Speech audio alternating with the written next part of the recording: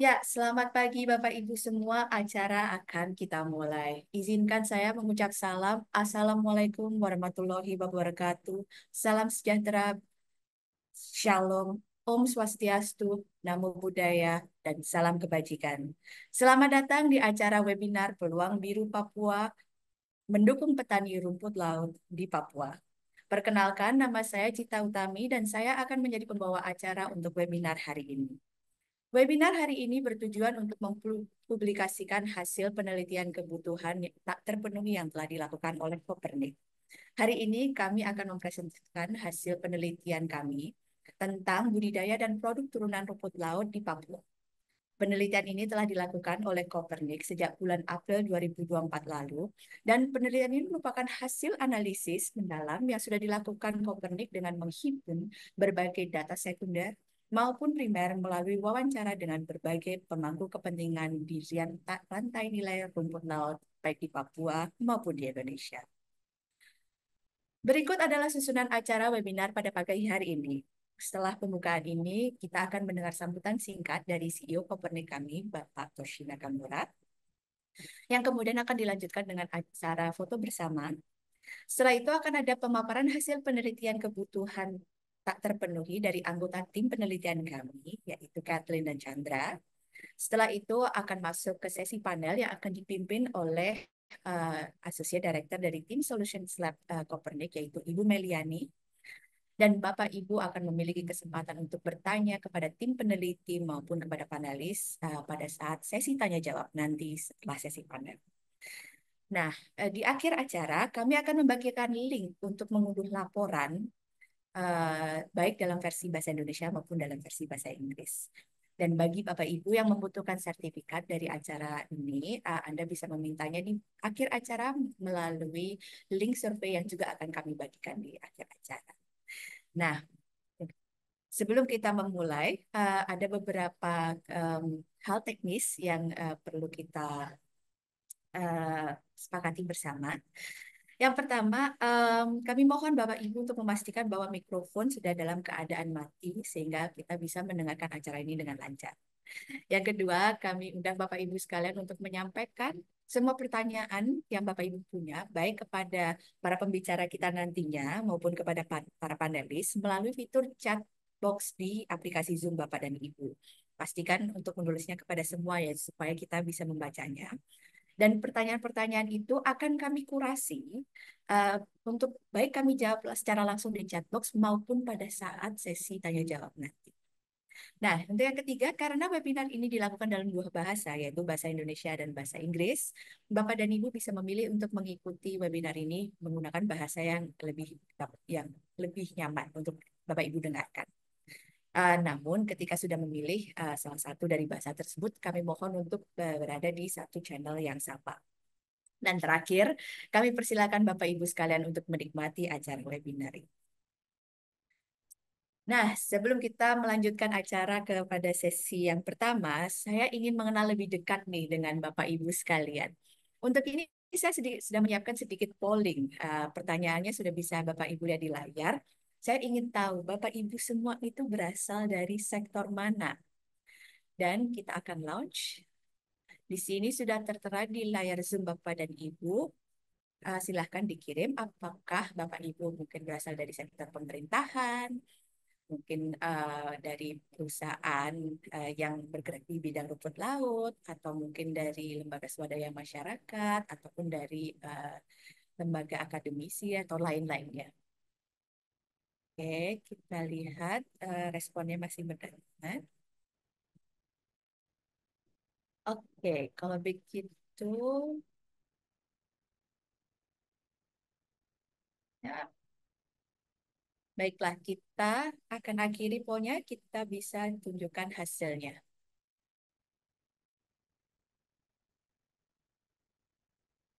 Ya, wah ternyata banyak sekali yang dari lembaga swadaya masyarakat seperti NGO dan CSO lainnya ya. Terima kasih banyak sudah bergabung bersama kami.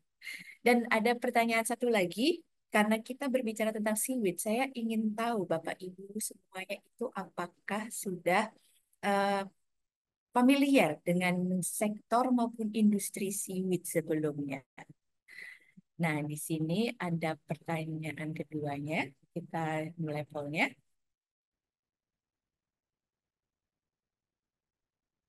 Ya, jadi pilihan jawabannya adalah apakah Bapak Ibu itu sangat familiar atau sangat mengenal dengan industri rumput laut? Ya, familiar biasa-biasa saja atau justru tidak familiar sama sekali atau tidak mengenal sama sekali industri dan sektor rumput lautnya.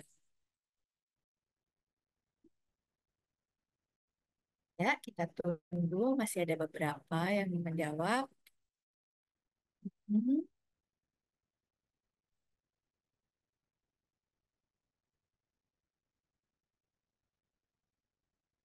Oke, pola akan kita tutup dalam 3, 2, 1.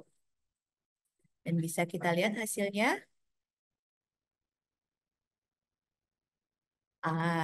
Ternyata Bapak Ibu sekalian ya cukup mengenal, tapi mungkin penasaran dengan rumput laut. Jadi tepat sekali untuk datang di acara ini dan mana hari ini kita akan belajar lebih lanjut tentang rumput laut, terutama rumput laut di Papua.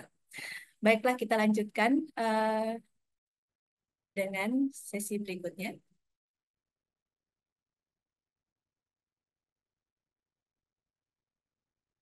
Ya, mari kita lanjutkan acara webinar ini dengan agenda pertama, yaitu sambutan dari CEO dan co-founder Copernic, yaitu Bapak Toshi Nakamura. Kepada Bapak Toshi, waktu dan tempat saya persilahkan.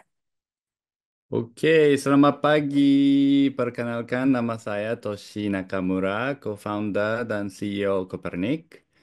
Merupakan sebuah kehormatan bagi saya untuk hadir di acara ini, terlebih melihat antusiasme luar biasa dari para peserta. Lebih dari 320 orang yang telah mendaftar untuk bergabung di acara ini. Hal ini menunjukkan minat yang besar terhadap tema yang kita bahas hari ini. Kopernik adalah sebuah lembaga riset dan pengembangan yang fokus pada masalah sosial dan lingkungan. Berkantor pusat Kopernik di Bali, salah satu kegiatan utama kami adalah riset eksplorasi. Sebagai contoh, pada tahun 2016 dan 2018, kami melakukan riset terkait kebutuhan yang tidak terpenuhi di sektor komoditas pertanian dari Aceh hingga Papua. Tahun lalu, kami meluncurkan dua riset, yakni tentang penerapan kecerdasan buatan generative AI, di sektor pembangunan di Indonesia, serta tentang kebutuhan komunitas lansia di Bali dan Yogyakarta. Sebagaimana yang kita ketahui bersama, pemerintah Indonesia telah menjadikan rumput laut sebagai salah satu industri prioritas nasional. Namun, potensi penuh dari sektor ini masih belum sepenuhnya tercapai. Saat ini, kurang dari 1% area yang tersedia telah dimanfaatkan untuk budidaya dan 65 persen rumput laut masih dijual dalam bentuk mentah atau kering. Hal, hal ini berarti masih banyak peluang yang lewatkan untuk menciptakan nilai tambah dari komoditas ini. Selama 8 tahun terakhir, tim Kopernik telah melakukan riset terkait kebutuhan yang tidak terpenuhi di sektor rumput laut dengan fokus khusus pada komunitas di Papua. Hal ini sejalan dengan banyaknya program Kopernik di Papua dan minimnya riset yang membahas potensi rumput laut di wilayah tersebut. Oleh karena itu, tema hari ini adalah Peluang Biru Papua mendukung petani rumput laut di Papua. Dalam sesi ini, tim kami akan memaparkan tantangan yang dihadapi oleh petani rumput laut di Papua, sekaligus menawarkan solusi potensi yang dapat menjadi katalisator perubahan. Walaupun hasil riset ini sangat terkait dengan lokasi program kami di Papua, kami percaya bahwa banyak tantangan yang dihadapi dan solusi yang ditawarkan dapat berlaku juga untuk lokasi lain di Indonesia yang aktif dalam budidaya rumput laut. Saya berharap presentasi dari tim Kopernik dan diskusi panel hari ini dapat memberikan wawasan baru serta mendorong kolaborasi dan antara para pemangku kepentingan yang berkomitmen pada pengembangan sektor rumput laut di Papua. Tak lupa saya ingin mengucapkan terima kasih kepada Bapak Sarwono, Bapak Calvin, Bapak Zia, dan Ibu Sarah yang telah bersedia menjadi panelis pada hari ini. Semoga acara ini dapat membawa manfaat besar bagi kita semua. Selamat mengikuti acara dan terima kasih. Ya, terima kasih banyak Bapak Toshi. Seperti yang Bapak Toshi sudah sampaikan sebelumnya, semoga webinar ini menjadi sangat bermanfaat bagi kita yang mungkin akan terjun ke dalam bidang pengembangan budidaya rumput laut maupun produk turunan rumput laut. Nah, sebelum kita memasuki sesi berikutnya, kita akan melakukan foto bersama.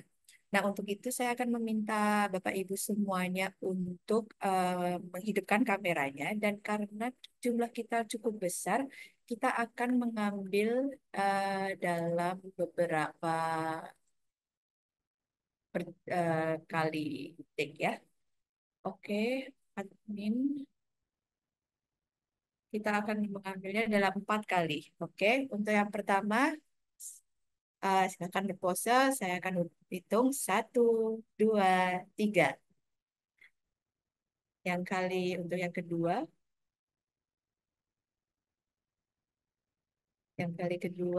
kita bisa mulai dalam hitungan 1, 2, 3. Ya, untuk yang ketiga, kita akan ambil gambarnya. Baba 1, 2, 3. Dan untuk yang terakhir, kita akan mengambil gambarnya dalam Baba 1, 2, 3. Ya, terima kasih Bapak dan Ibu semuanya. Nah, saatnya telah tiba untuk kita mendengar pemaparan hasil penelitian kebutuhan tak terpenuhi tentang budidaya dan produk bernilai tinggi dari rumput laut di Papua. Nah, untuk menyampaikan hasil penelitian ini, saya akan mengundang perwakilan dari tim peneliti. Yang pertama ada Kathleen Nugroho, selaku senior analis dari tim Advisory Service Copernic. Dan yang kedua ada Chandra Dewanto, Associate Manager dari tim Advisory Service Copernic. Kepada Kathleen dan Chandra, waktu dan tempat saya persilahkan. Terima kasih Kak Cita.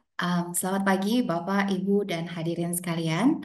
Perkenalkan, saya Kathleen bersama rekan saya Chandra di sini. Pada kesempatan ini, kami akan memaparkan hasil riset kami mengenai rumput laut di Papua. Kami akan memaparkan beberapa topik dalam diseminasi ini. Pertama adalah topik tentang industri rumput laut secara global di Indonesia, juga secara spesifik di Papua. Lalu kami juga akan membahas berbagai tantangan yang kami temui di lapangan selama melakukan riset tentang rumput laut ini di Papua. Dan terakhir, kami akan membahas beberapa potensi solusi sebagai respon terhadap tantangan-tantangan tersebut. Dalam beberapa tahun terakhir ini, pembahasan tentang budidaya rumput laut menjadi sorotan berbagai organisasi global.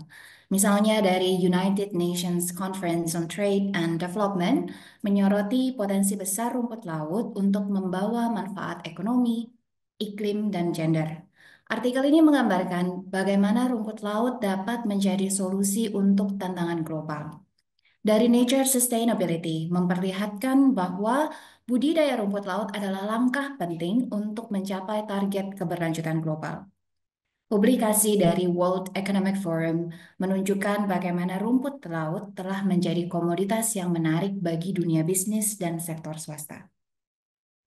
Jadi secara keseluruhan, atensi global terhadap rumput laut menunjukkan bahwa rumput laut tidak hanya penting secara lokal, tetapi juga dianggap sebagai solusi global untuk berbagai tantangan yang kita hadapi saat ini.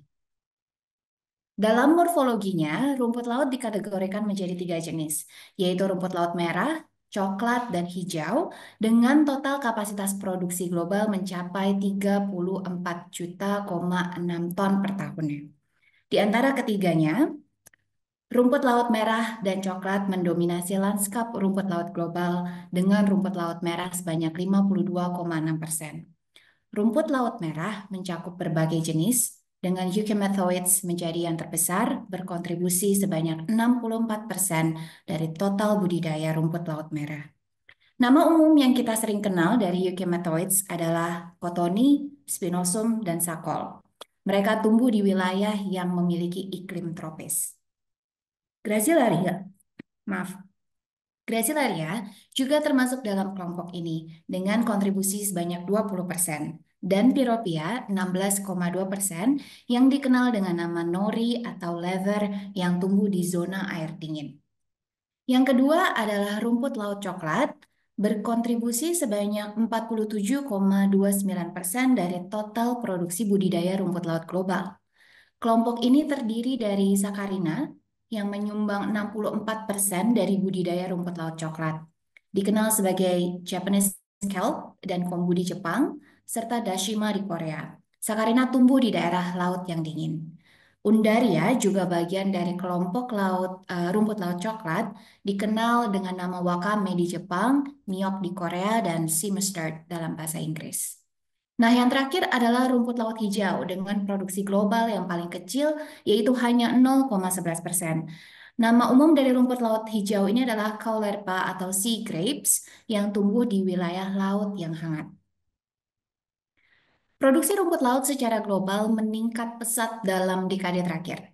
Jadi grafik pertama di sisi kiri ini menunjukkan perubahan volume produksi rumput laut global dari tahun 1990 hingga 2020 yang diukur dalam ton untuk berbagai spesies rumput laut. Bisa kita lihat di sini bahwa sakarina dan euchemathoids adalah pemimpin produksi rumput laut secara global. Sakarina yang garis biru muda, Bapak dan Ibu, menjadi spesies yang paling banyak diproduksi dengan volume mencapai 12,47 juta ton pada tahun 2020. Sedangkan euchemathoids yang garis warna orange berada di posisi kedua dengan 9,89 juta ton, mengalami pertumbuhan signifikan dalam 2 dekade terakhir ini. Nah, meskipun sakarina dan euchemathoids mendominasi produksi rumput laut global, Gracilaria menunjukkan pertumbuhan yang paling cepat di antara rumput laut lainnya. Gracilaria yang garis berwarna hitam telah menjadi sorotan dengan peningkatan tajam dalam beberapa tahun terakhir. Pada tahun 2020, produksinya mencapai 5,1 juta ton, menjadikannya spesies ini dengan tingkat pertumbuhan yang sangat tinggi. Sedangkan spesies lainnya, Pyropia dan Undaria, garis abu-abu, menunjukkan pertumbuhan stabil, namun dengan volume yang lebih kecil dibandingkan sakarina dan euchemathoids. Grafik di sisi kanan melengkapi informasi dengan menunjukkan tingkat pertumbuhan produksi untuk setiap spesies rumput laut antara tahun 2010 hingga 2020. Bisa kita lihat di sini, Gracilaria mencatat peningkatan tertinggi sebesar 212% yang mencerminkan permintaan yang meningkat untuk spesies ini. Sakarina tumbuh sebesar 91% dengan produksi mencapai 12,47 juta ton pada tahun 2020 dan euchemathoids tumbuh sebesar 76%, melanjutkan posisinya sebagai spesies penting dalam industri rumput laut. Kita juga bisa lihat Pyropia juga tumbuh sebesar 90%, sedangkan Undaria sebesar 80%. Nah, kita bisa simpulkan bahwa produksi rumput laut secara global mengalami pertumbuhan yang begitu pesat. Namun, bisa kita perhatikan bahwa Gracilaria dan Euchematoides merupakan dua spesies yang banyak dibudidayakan di Indonesia. Artinya apa Bapak dan Ibu? Artinya dengan tren pertumbuhan ini, Indonesia memiliki peluang besar untuk memperluas kontribusi dalam pasar rumput laut global. Namun, pertanyaan selanjutnya adalah seberapa banyak Indonesia memproduksi Gracilaria dan Euchematoides? Mari kita lihat bersama dalam slide selanjutnya. Nah, Bapak dan Ibu, grafik ini menunjukkan volume produksi global untuk Euchematoides. Secara sekilas, apabila kita perhatikan bar yang berwarna orange tua di sebelah kiri, kita dapat menyimpulkan bahwa Indonesia adalah produsen utama Euchematoides dibandingkan negara lain seperti Filipina, Malaysia, dan negara lainnya. Karena pada tahun 2010, produksi Indonesia tercatat sebesar 3,4 juta ton untuk Euchematoides. Dalam 10 tahun, produksi meningkat secara signifikan hingga 8,17 juta ton pada tahun 2020. Hal ini menunjukkan pertumbuhan tahunan rata-rata sebesar 9% dari tahun 2010 hingga 2020. Nah, lalu bagaimana dengan Gracilaria? Mari kita lihat chart yang ada di sebelah kanan. Untuk Gracilaria, secara global memang Indonesia bukan produsen utama ya Bapak dan Ibu. Bisa kita lihat produsen utama global untuk Gracilaria adalah China. Namun meskipun bukan produsen utama, produksi Indonesia untuk Gracilaria pada tahun 2010 itu tercatat sebesar 515.600 ton dan meningkat menjadi 1,5 juta ton pada tahun 2020. Sehingga tingkat pertumbuhan tahunan rata-rata untuk Gracilaria mencapai 11% selama periode yang sama. Kesimpulannya apa? Data ini menunjukkan bahwa Indonesia memiliki peran strategis dalam industri rumput laut global, khususnya untuk kedua jenis utama ini, dengan pertumbuhan yang konsisten selama dekade terakhir. Nah, meskipun memiliki potensi besar, Indonesia baru memanfaatkan sebagian kecil dari potensi area budidaya rumput laut. Bisa kita lihat di chart yang di sebelah kiri ini, potensi area budidaya yang tersedia di Indonesia adalah sekitar 102.000 hektar.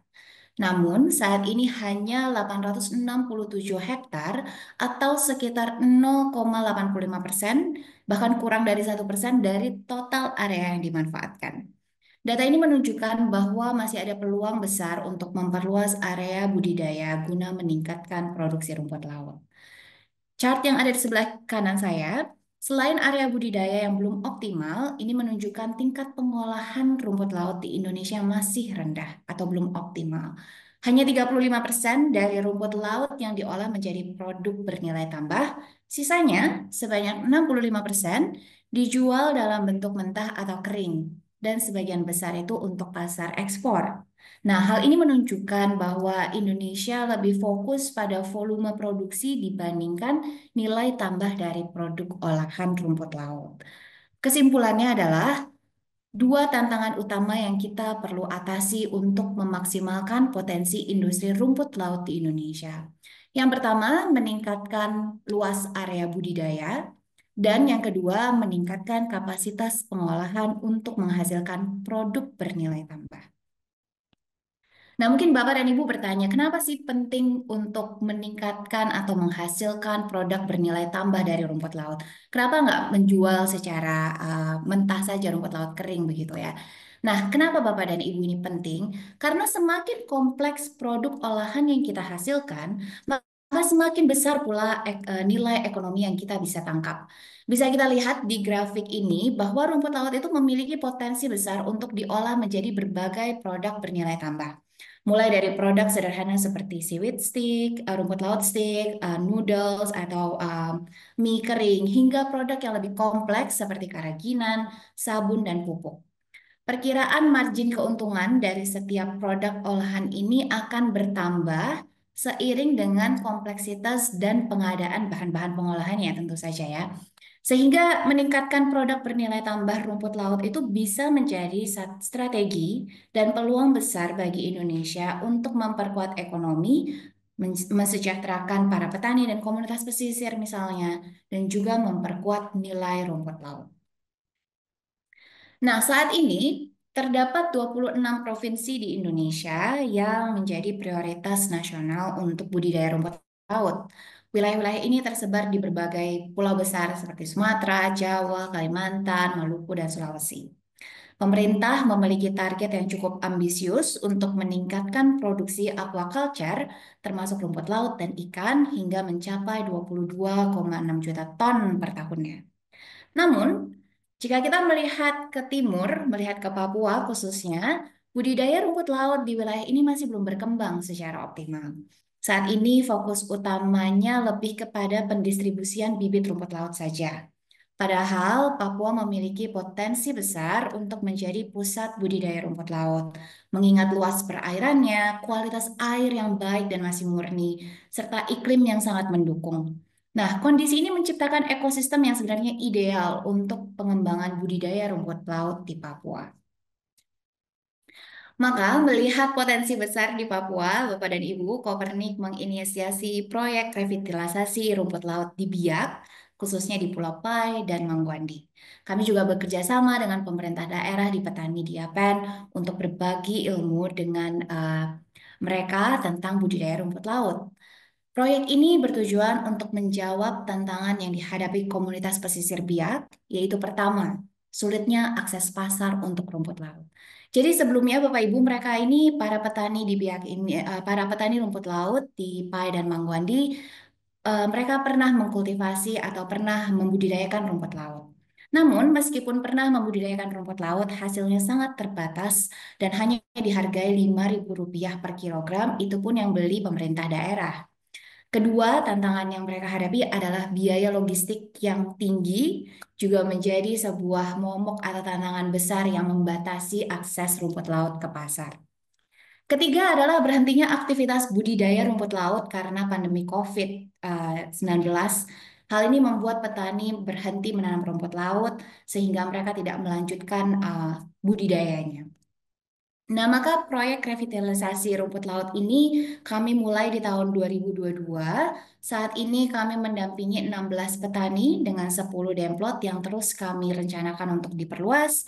Dan setelah 4 tahun tidak memiliki kebun rumput laut lagi, akhirnya para petani di Pai dan Mangguandi sudah menghasilkan panen rumput laut yang berkisar 1,5 sampai 2 ton rumput laut kering. Selain itu, kami juga melatih mama-mama di pulau untuk mengolah rumput laut menjadi produk bernilai tambah yang sederhana seperti selai, stik, dan mie rumput laut. Demikian pemaparan saya mengenai rumput laut. Selanjutnya rekan saya Chandra akan menjelaskan berbagai tantangan yang kami temui di lapangan. Silakan Chandra. Ya, terima kasih banyak, Kathleen.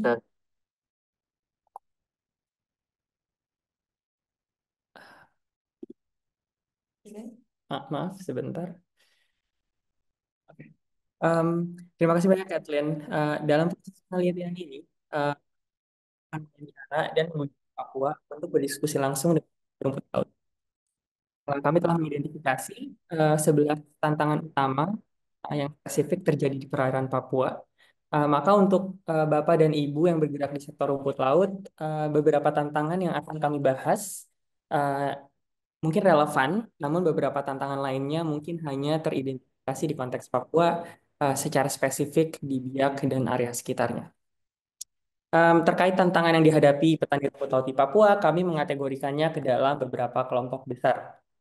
Yang pertama adalah budidaya rumput laut, yang kedua adalah produk dengan nilai tambah, yang ketiga adalah rumput laut kering, motivasi, dan terakhir adalah letak geografis. Terdapat 3 tantangan di bawah kelompok budidaya rumput laut, yaitu tantangan pertama, terbatasnya akses bibit rumput laut berkualitas tinggi. Kedua, metode budidaya yang sesuai dengan standar. Dan ketiga adalah terbatasnya jenis rumput laut yang pernah diuji cobakan di perairan Papua. Di bawah kelompok produk dengan nilai tambah, terdapat 4 tantangan. Yang pertama adalah sangat sedikit produk dengan nilai tambah rumput laut di Papua, akses yang terbatas terhadap alat dan material yang dibutuhkan untuk membuat produk dengan nilai tambah. Ketiga, kesulitan mendapatkan sertifikasi produk. Dan keempat, pasar yang masih muda terkait dengan produk bernilai tambah. Untuk rumput laut kering, tantangan yang dihadapi adalah terbatasnya ruang penyimpanan yang sesuai dengan standar dan terbatasnya jumlah pembeli rumput laut kering di Papua, yang menyebabkan rendahnya daya jual dari. Kami juga menganalisis bahwa di luar ketiga kelompok besar ini ada dua tantangan utama lainnya. Yang pertama adalah kurangnya imbalan finansial langsung untuk mempertahankan motivasi petani dan membudidayakan dan menjual rumput laut. Dan yang terakhir adalah terbatasnya akses ke pasar yang lebih luas akibat lokasi yang sangat jauh. Tantangan pertama adalah terkait akses terhadap bibit berkualitas tinggi. Meskipun bibit berkualitas tinggi sangat penting, petani tidak mengetahui kualitas bibit karena kurangnya pencatatan siklus vegetatif. Dari hasil wawancara kami dengan Ersam dan profesor dari Universitas Halu Oleo, mereka menyatakan bahwa terdapat jumlah atau ambang batas metode vegetatif yang perlu kita ketahui sehingga dapat meminimalkan proses budidaya rumput laut dengan siklus di atas 20 hari. Karena apabila kita membudidayakan rumput laut di atas 20 kali, uh, kualitasnya dinilai kurang baik. Namun dari interaksi kami di lapangan, petani rumput laut tidak memiliki informasi terkait siklus vegetatif di rumput laut yang mereka beli. Hal ini juga diperkuat oleh beberapa stakeholders yang menegaskan bahwa pentingnya pencatatan proses siklus vegetatif. Jika kita melihat pola ideal pada saat mencapai siklus vegetatif ke-20, petani harus mengganti rumput laut mereka dengan bibit baru dari siklus kelima, dan begitu seterusnya. Namun, praktik umum di Papua sedikit berbeda. Kami menemukan ada dua pola. Pola B, petani mengetahui sumber bibit, tetapi tidak melacak siklus vegetatif, sehingga proses budidayanya dapat melebihi 20 siklus vegetatif. Dan pola C, pola yang lebih tidak ideal, yaitu petani tidak mengetahui sumber bibit, tidak mengetahui siklus vegetatif, dan tidak melacak jumlah siklus vegetatif. Hal ini menyebabkan kandungan karaginan yang rendah dan harga yang tidak kompetitif. Tantangan kedua adalah terkait proses budidaya yang dilakukan belum sesuai dengan standar. Ada 3 indikator penting dalam proses budidaya ini. Yaitu pertama, kepadatan budidaya rumput laut. Kedua, metode pengikatan bibit rumput laut. Dan terakhir adalah kedalaman penanaman.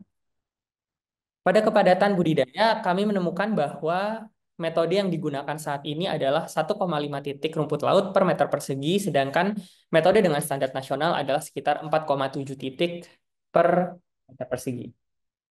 Selain itu, petani rumput laut masih menggunakan overhand knot atau ikat mati, sedangkan metode SNI adalah menggunakan simpul pita dengan simpul yang lebih longgar. Terakhir, petani masih menanam rumput laut di kedalaman kurang dari 0,3 meter, sedangkan standar kedalaman adalah antara 0,3 sampai 0,8 meter, tidak melebihi 0,8 meter. Metode budidaya yang kurang baik dapat menyebabkan kontaminasi, meningkatkan resiko penyakit ice, dan berujung pada gagal panen. Tantangan selanjutnya adalah terkait pasar yang terbatas untuk produk dengan nilai tambah atau value added products. Di sebelah kiri merupakan contoh produk turunan berbasis rumput laut yang ada di Yapen dan jumlahnya sangatlah sedikit. Sedangkan kalau kita melihat lokasi pabrik pengolahan kotoni untuk dijadikan hidrokoloid atau karaginan, semuanya terdapat di Jawa, Nusa Tenggara, dan Sulawesi. Hal ini menyebabkan pentingnya untuk mengembangkan ekosistem produk dengan nilai tambah di Papua. Hal ini juga berkaitan dengan tantangan selanjutnya, yaitu sulitnya mendapatkan alat dan bahan yang dibutuhkan untuk memproses produk rumput laut dengan nilai tambah. Sebagai contoh, ini merupakan beberapa alat dan bahan yang kami temui di Biak. Sedangkan beberapa alat dan bahan penting lainnya seperti dehidrator, kemasan, dan beberapa bahan khusus hanya akan didapatkan dari luar Biak, seperti dari Makassar misalnya. Selanjutnya, apabila kita berbicara mengenai tantangan dalam industri rumput laut kering di Papua, saat kita membahas tentang tantangan ini, salah satu aspek paling krusial adalah kebutuhan akan rumah penyimpanan yang memadai. Mengapa ini penting? Karena apabila Bapak Ibu melihat grafik di sebelah kiri, biaya pengiriman satu kontainer penuh itu sangat tinggi. Sehingga petani harus menyimpan rumput laut kering hingga mencapai volume yang cukup. Di grafik sebelah kiri kita dapat melihat bahwa harga per kilogram rumput laut apabila tidak menyentuh jumlah satu kontainer penuh harganya sangat mahal. Maka untuk mendapatkan harga yang paling optimal di angka 2.000 per kilogram, kita harus memiliki volume rumput laut sebesar 12 ton atau setara satu kontainer penuh. Saat ini, petani membutuhkan waktu sekitar 30 bulan atau hampir 3 tahun untuk mengumpulkan 12 ton di rumput laut. Nah, dalam kondisi ideal, sebenarnya proses ini hanya memerlukan 5 bulan di Yapen dan 15 bulan di Biak. Dengan demikian, fasilitas penyimpanan yang layak menjadi kebutuhan yang mendesak. Namun, di Papua kita menghadapi keterbatasan fasilitas penyimpanan yang signifikan. Kami telah mengidentifikasi ada 5 masalah utama terkait rumah penyimpanan yang sekarang ada di sana. Yang pertama, tidak ada langit-langit. Ini membuat rumput laut rentan terhadap debu dan kotoran. Yang kedua, tidak ada alat pengontrol suhu dan kelembapan. Hal ini mengurangi kualitas rumput laut kering. Yang ketiga, tidak ada sistem pelabelan, sehingga sulit untuk kita melacak asal dan umur dari rumput laut itu sendiri. Yang keempat, terkait ventilasi yang tidak memadai, sehingga sirkulasi udara buruk dan mempengaruhi kualitas penyimpanan. Dan yang terakhir, ketiadaan area khusus untuk menyimpan rumput laut dengan tidak langsung bersentuhan dengan lantai. Hal ini dapat menyebabkan adanya kondensasi kelembapan yang dapat meningkatkan resiko kontaminasi. Selain tantangan fasilitas penyimpanan, petani di Papua juga sangat bergantung pada dua pembeli utama. Sangat jauh apabila dibandingkan dengan situasi di pulau lain seperti Jawa, Bali, Nusa Tenggara, Sulawesi, Kalimantan, dan Sumatera. Ketergantungan ini menurunkan daya tawar petani sehingga harga jual tidak optimal. Seperti yang terlihat di grafik sebelah kanan. Rata-rata harga rumput laut di Papua pada Oktober kemarin tercatat sekitar 8.000 per kilogram, jauh di bawah harga optimal di atas 10.000 per kilogram. Padahal di beberapa wilayah lain, harga rata-rata mencapai sekitar 14.000 per kilogramnya. Tantangan selanjutnya tidak kalah penting adalah terkait penurunan motivasi petani. Untuk petani menunggu hingga terkumpulnya 12 ton rumput laut, uh, akan sangat sulit. Sehingga untuk mendapatkan pendapatan, petani seringkali kehilangan semangat. Seperti yang terlihat pada grafik di bawah ini, ada titik kritis di mana petani menyerah dan tidak melanjutkan budidaya rumput laut. Atau kita menyebutnya sebagai valley of death. Oleh karena itu, sangat penting untuk mendiversifikasi sumber pendapatan petani sehingga petani dapat termotivasi dan tetap melanjutkan proses budidaya rumput laut sampai mendapatkan volume 12 ton. Tantangan terakhir berkaitan dengan akses pasar. Akses pasar menjadi sulit karena letak geografis yang sangat jauh di Papua. Grafik di sebelah kiri menunjukkan bahwa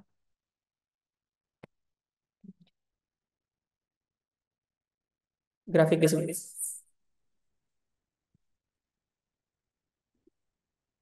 sorry. Grafik di sebelah kiri menunjukkan bahwa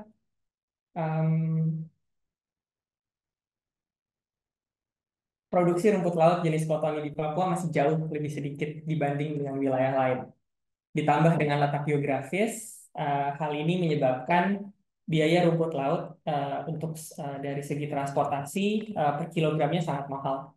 Bahkan waktu tempuh pengiriman menjadi 2 kali lipat lebih lama dibanding dengan daerah lain.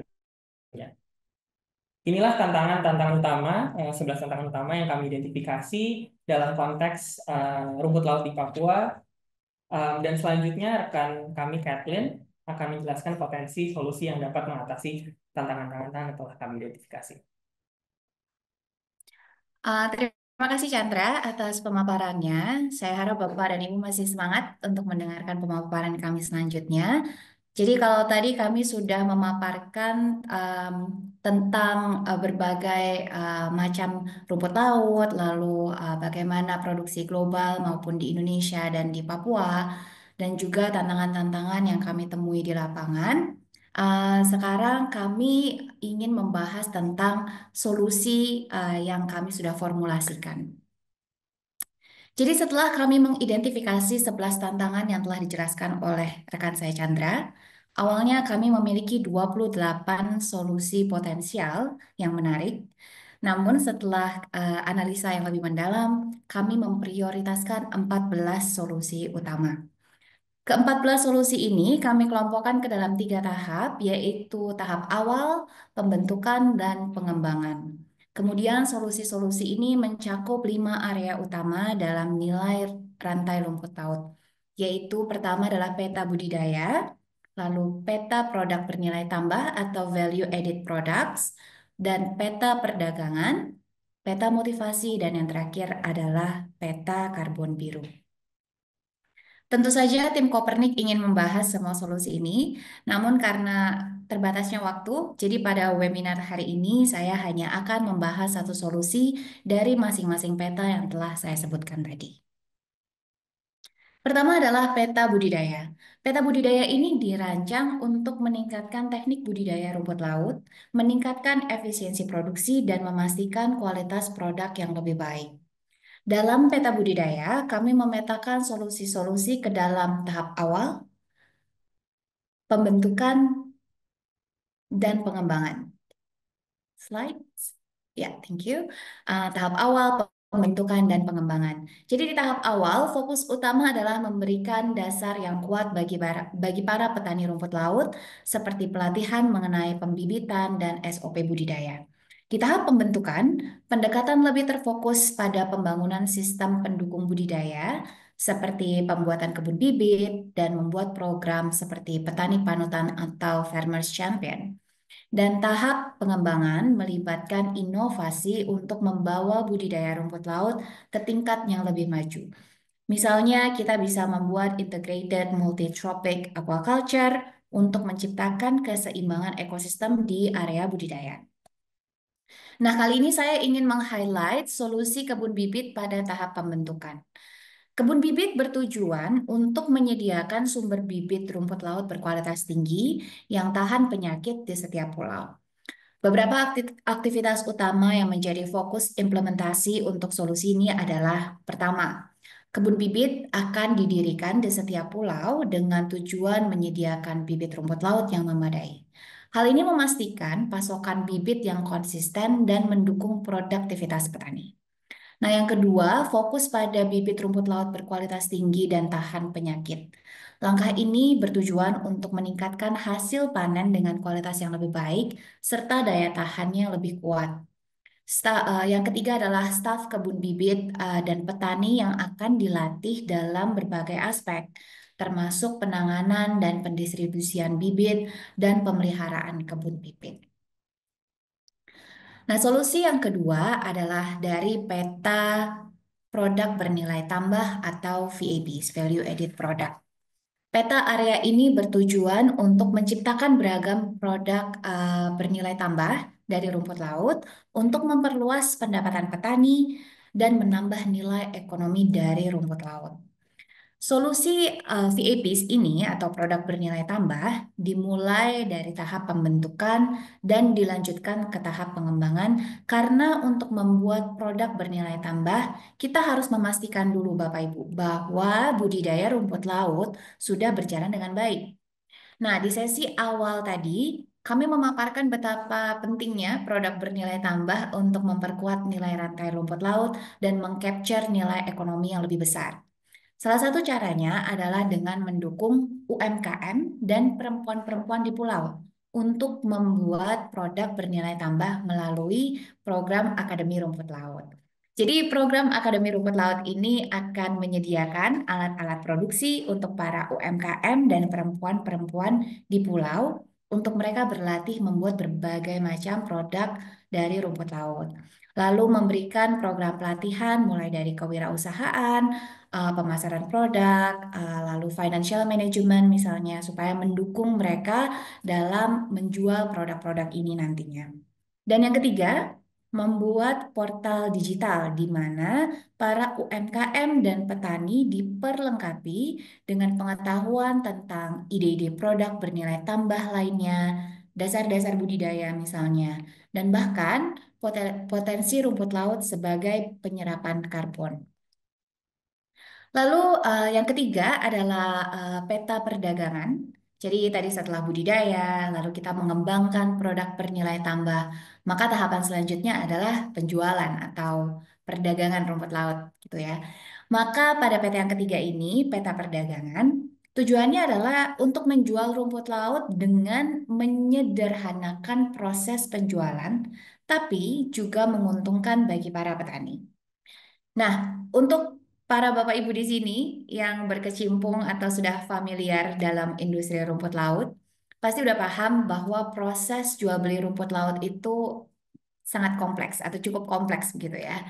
Kami juga menyaksikan langsung tantangan dalam proses tersebut, terutama di wilayah Papua yang secara geografis sangat jauh. Oleh karena itu, kami mencoba memetakan solusi di tahap awal, di tahap pembentukan, dan tahap pengembangan. Pada kesempatan ini, saya hanya akan fokus membahas salah satu solusi di tahap pembentukan, yaitu kunjungan pembelajaran bersama petani dan pembeli. Nah, Bapak Ibu, mengapa kunjungan pembelajaran antara petani dan pembeli ini penting? Karena melalui program ini, koneksi yang terjalin antara petani dan pembeli dapat memperluas akses pasar untuk rumput laut, terutama dari daerah terpencil seperti Papua. Melalui solusi ini, para pembeli potensial akan mengunjungi area budidaya rumput laut untuk bertemu langsung dengan para petani, lalu melihat langsung kualitas rumput laut yang dihasilkan, dan memastikan bahwa standar produksi sesuai dengan kebutuhan pasar. Nggak hanya itu, para pembeli juga dapat membawa sampel rumput laut kering untuk diuji di laboratorium mereka. Nah, hasil uji ini akan menjadi umpan balik yang baik dan berharga bagi para petani. Selain kunjungan pembeli, yang tak kalah penting adalah memberikan kesempatan bagi para petani untuk mengunjungi pabrik pengolahan rumput laut. Nah, dengan kunjungan ini, kami berharap para petani itu dapat mempelajari lebih dalam tentang pentingnya menjaga kualitas hasil panen, yang pada akhirnya akan berpengaruh juga pada harga jual di pasar.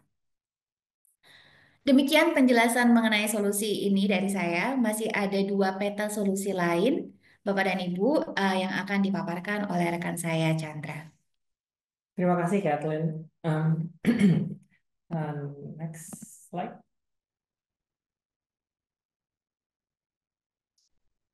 Terkait dengan peta motivasi, jadi peta motivasi bertujuan untuk memastikan petani tetap termotivasi sepanjang proses budidaya dengan menyediakan pendapatan yang cepat, beragam, dan konsisten. Apabila Bapak Ibu melihat tabel atau chart di bawah ini dan mengingat terkait grafik value of that yang saya sempat jelaskan sebelumnya, peta motivasi ini bertujuan untuk memberikan solusi pada situasi tersebut.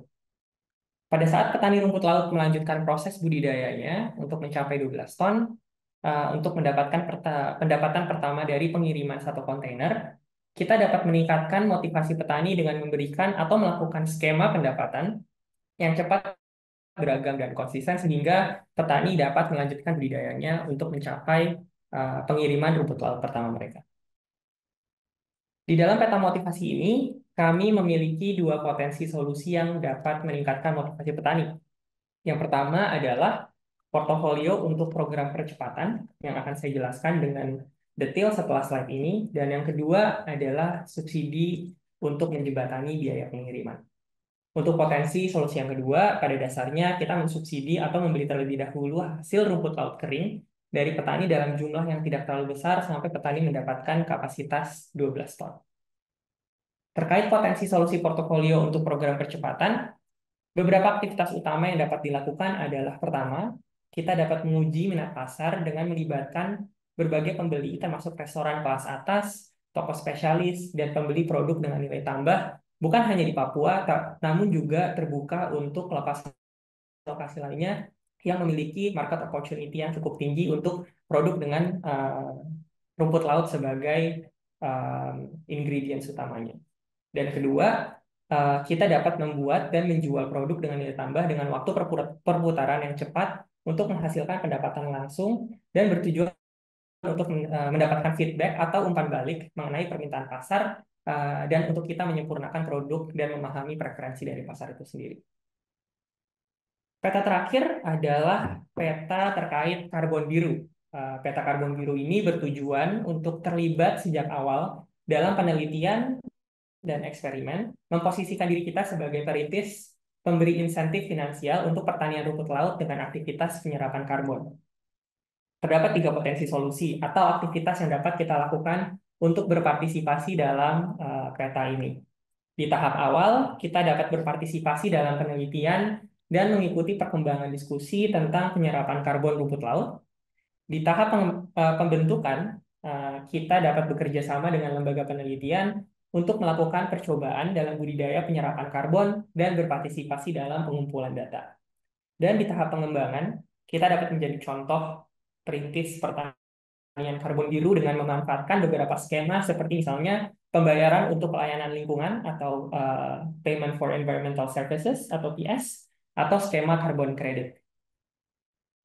Dalam proses penelitian ini, kami mendapatkan kesempatan untuk berdiskusi langsung dengan salah satu perusahaan di Jepang yang telah memulai aktivitas karbon biru sejak 2022. Di data yang kami dapat, di seluruh dunia pada tahun 2022 terdapat total 28 proyek karbon biru dengan 82%-nya adalah mangrove, 11% adalah rumput laut dan seagrass atau lamun, dan 7% lainnya adalah seagrass sendiri. Proyek karbon biru yang menggunakan seagrass dan rumput laut seluruhnya terdapat di Jepang dan pada tahun 2024 telah meningkat 12 kali lipat dari 3 proyek menjadi 35 proyek di 2 tahun terakhir. Hal ini menunjukkan adanya peluang bagi berbagai pemangku kepentingan untuk memulai penelitian, eksperimentasi, dan pembuatan proyek karbon biru berbasis rumput laut di masa depan.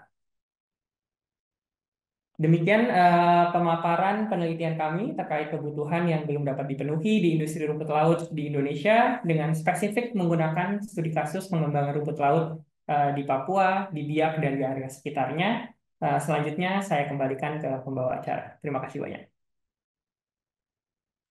Terima kasih banyak Kathleen dan Chandra atas pemaparannya. Kami ingatkan sekali lagi kepada Bapak dan Ibu, jika sudah memiliki pertanyaan mengenai hasil penelitian kami, silahkan untuk ditulis chat box. Saya lihat sudah ada beberapa nih pertanyaan yang menarik untuk bisa kami tampung dan nanti kita bahas pada saat sesi tanya jawab. Nah, sebelum kita beranjak ke sesi berikutnya, saya akan mengundang Bapak Ibu untuk sekali lagi berpartisipasi pada polling kami. Kita bisa ke slide berikutnya ya untuk pertanyaannya. Nah, kali ini kami ingin tahu pendapat Bapak dan Ibu tentang pemaparan tentang rumput laut yang baru saja disampaikan oleh Kathleen dan Chandra. Jadi menurut Bapak dan Ibu, topik mana terutama pada saat kita melihat tentang peta solusi itu yang paling menarik untuk Bapak Ibu semuanya? Ya, respon sudah mulai masuk. Kita tunggu sebentar.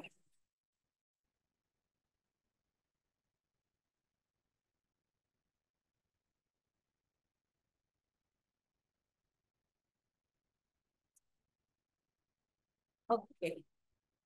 Ya, kalau begitu polling akan kita tutup ya. Dan kita akan share hasilnya. Di sini terlihat bahwa paling menarik adalah tentang produk bernilai tambah VAP.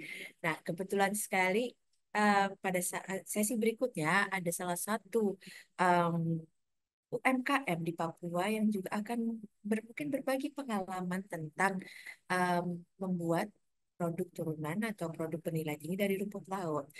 Oleh karena itu, sekarang kita akan masuk ke sesi berikutnya, yaitu tentang sesi panel untuk menanggapi hasil penelitian yang sudah dilakukan oleh Kopernik. Nah, untuk sesi ini saya akan mengundang para panelis.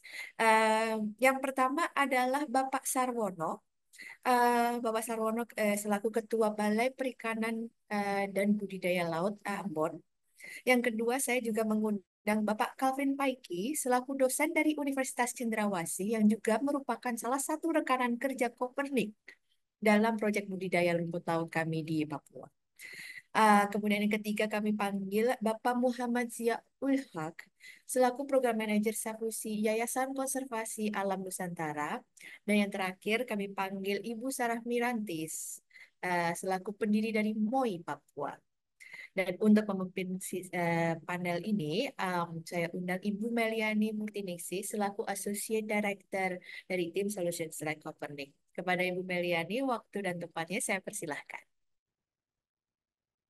Ya, terima kasih Mbak Cita. Selamat pagi Bapak Ibu sekalian, selamat pagi menjelang siang, Bapak Ibu sekalian yang hadir di sini. Oke, salam sejahtera untuk kita semua. Bagaimana kabar rekan-rekan yang telah mendengarkan presentasi yang cukup inspiratif dari Mbak Kathleen dan Mas Chandra? Kalau melihat polling tadi ya, seperti yang sudah dijelaskan tadi cukup banyak yang tertarik untuk apa namanya minatnya untuk produk bernilai tambah untuk rumput laut, tapi juga tak kalah pentingnya adalah mereka yang ingin tahu terkait dengan motivasi petani dan juga pemetaan budidaya rumput laut itu sendiri. Ya, oke, saya sekali lagi nama saya perkenalkan, nama saya Meliani yang akan memandu diskusi kita kali ini selama 45 menit ke depan. Fokus diskusi kali ini adalah menggali wawasan dari para pembicara yang hebat yang karena mereka sangat berpengalaman ya Bapak Ibu di bidang rumput laut dan juga hasil olahannya. Sebelum saya mengajukan pertanyaan, izinkan saya memperkenalkan secara singkat para pembicara kita yang cukup hebat ini saat ini, dimulai dari Bapak Sarwono. Ya, selamat pagi Pak Sarwono. Bapak Sarwono adalah Kepala Balai Perikanan Budidaya Laut Ambon atau yang dikenal dengan BPBL Ambon, yang merupakan bagian dari Direktorat Jenderal Perikanan Budidaya Kementerian Kelautan dan Perikanan. Beliau merupakan lulusan teknologi aquacultur dari Sekolah Tinggi Perikanan. Bapak Sarwono memiliki pengalaman signifikan dalam pengembangan budidaya laut, termasuk penerapan teknologi perbenihan untuk spesies bernilai ekonomi tinggi seperti ikan hias, kakap, kerapu, bubara, dan tentunya rumput laut. Yang berikut adalah Bapak Calvin. Bapak Calvin Paiki dari Uncen. Bapak Calvin Paiki adalah dosen dari Universitas Cendrawasih dengan keahlian dalam budidaya rumput laut sebagai konsultan juga Kopernik.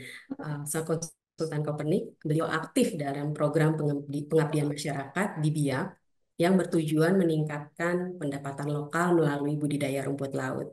Pak Calvin menekankan pentingnya ketekunan dan juga penggunaan metode budidaya sesuai dengan Standar Nasional Indonesia atau SNI, serta peningkatan pemahaman masyarakat terkait teknik produksi dan pengolahan untuk mengatasi tantangan seperti penyakit ice yang dialami oleh rumput laut biasanya. Yang ketiga, saya mau memanggil Ibu Sarah Mirati. Selamat pagi, Ibu. Ibu Sarah. Ibu Sarah adalah pendiri MOI Papua, sebuah kewirausahaan sosial yang menciptakan produk kecantikan alami dari sumber daya lokal Papua seperti buah merah, pala, dan vanila. Didirikan pada tahun 2018, MOI Papua juga memberdayakan perempuan dan petani lokal untuk meningkatkan pendapatan mereka melalui produk berkualitas yang ramah lingkungan dan juga halal. Yang terakhir adalah saya mau memperkenalkan Bapak Muhammad Zia Ulhaq. Selamat pagi Pak Zia, yang biasa dikenal dengan Pak Zia. Bapak Muhammad Zia Ulhaq adalah manajer program di Taman Nasional Laut Sawu dari Yayasan Konservasi Alam Nusantara atau biasa dikenal dengan YAKAN, dan pernah menjadi koordinator dari Rikolto selama 3 tahun lebih. Pak Zia ini memiliki pengalaman lebih dari 20 tahun dalam pengelolaan zona pesisir dan perikanan berkelanjutan dengan keahlian khusus di bidang budidaya dan produksi rumput laut. Beliau berfokus pada pengembangan rantai pasokan rumput laut yang inklusif dan tangguh, mendukung keberlanjutan, kesehatan, dan keadilan, terutama bagi perempuan, pemuda, dan kelompok rentan. Ya, itulah sedikit singkat biodata dari para pembicara kita kali ini, Bapak Ibu sekalian.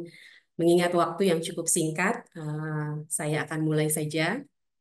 Saya berikan kesempatan kepada pembicara masing-masing untuk merespon pertanyaan yang akan saya berikan selama 3 menit. Gitu ya Bapak Ibu. Bisa kita mulai sekarang ya. Oke, siap teman-teman semua? Boleh dong dikasih emoticon reaksi ataupun tepuk tangannya di sini. Thank you, udah ada 5. Terima kasih banyak. Ya, saya berikan untuk pertanyaan pertama. Pada fokus utama, eh, apa saja fokus utama atau aktivitas organisasi dari Bapak Ibu sekalian terkait sektor rumput laut, baik di Papua maupun secara nasional dan Indonesia dan di Indonesia. Untuk saat ini saya berikan kesempatan pertama untuk Bapak Sarwono untuk menjawab terlebih dahulu. Silahkan. Ya. Terima kasih Ibu Meliani, Bapak Ibu sekalian.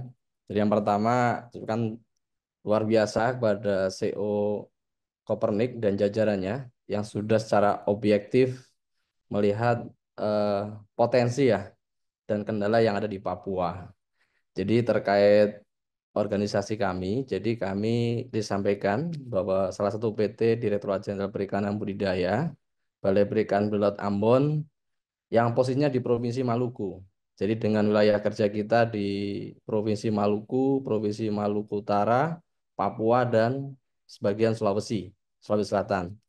Jadi kita fokus mengkaji ada 8 komoditas. Jadi kita hari ini berdiskusi terkait rumput laut. Jadi alhamdulillah balai kami ini sudah berhasil mengembangkan bibit rumput laut kultur jaringan yang dimana punya keunggulan yang lebih toleran ya terhadap kondisi cuaca, perubahan cuaca dibandingkan dengan lokal dan akan cepat tumbuh pada saat musim tanam. Jadi secara nasional kami dari tahun 2020 tentunya sudah menyebar bibit rumput laut kultur jaringan ke berbagai lokasi sentra budidaya kurang lebih sekitar 40 ton. Kemudian kita juga terkait kebun bibit rumput laut kita sudah menyebar sekitar 110 kegiatan ya. Fokus di Papua, kami dari tahun 2022 sudah mendistribusikan jadi KBRL dan bibit rumput laut jadi seperti di Yapen, kemudian di Kaimana, Wondama, kemudian di Misol Raja Ampat juga masyarakat juga sana mulai budidaya. Saya kira dengan kita menyebarkan sentra-sentra budidaya, nantinya ini bisa berkembang di Papua ke lokasi-lokasi yang lain. Jadi harapannya dengan menyebar ke beberapa lokasi nantinya terkait peningkatan kualitas bibit sebarannya dan itu akan tersebar luas di sana. Memang kita melihat di Papua itu baru ada 5 titik ya untuk budidaya rumput laut.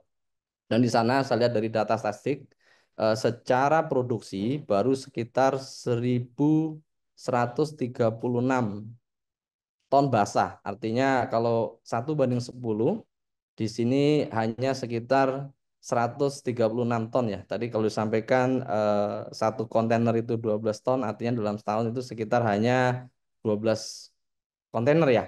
Jadi artinya dengan kondisi demikian tentunya apabila kita tingkatkan produksinya, tadi menarik terkait apa yang kita akan lakukan tentunya pemetaan ya potensi yang ada di Papua, kemudian musim tanam, sehingga dengan adanya support bibit rumput laut yang berkualitas ini nantinya bisa meningkatkan produksi secara umum di Papua.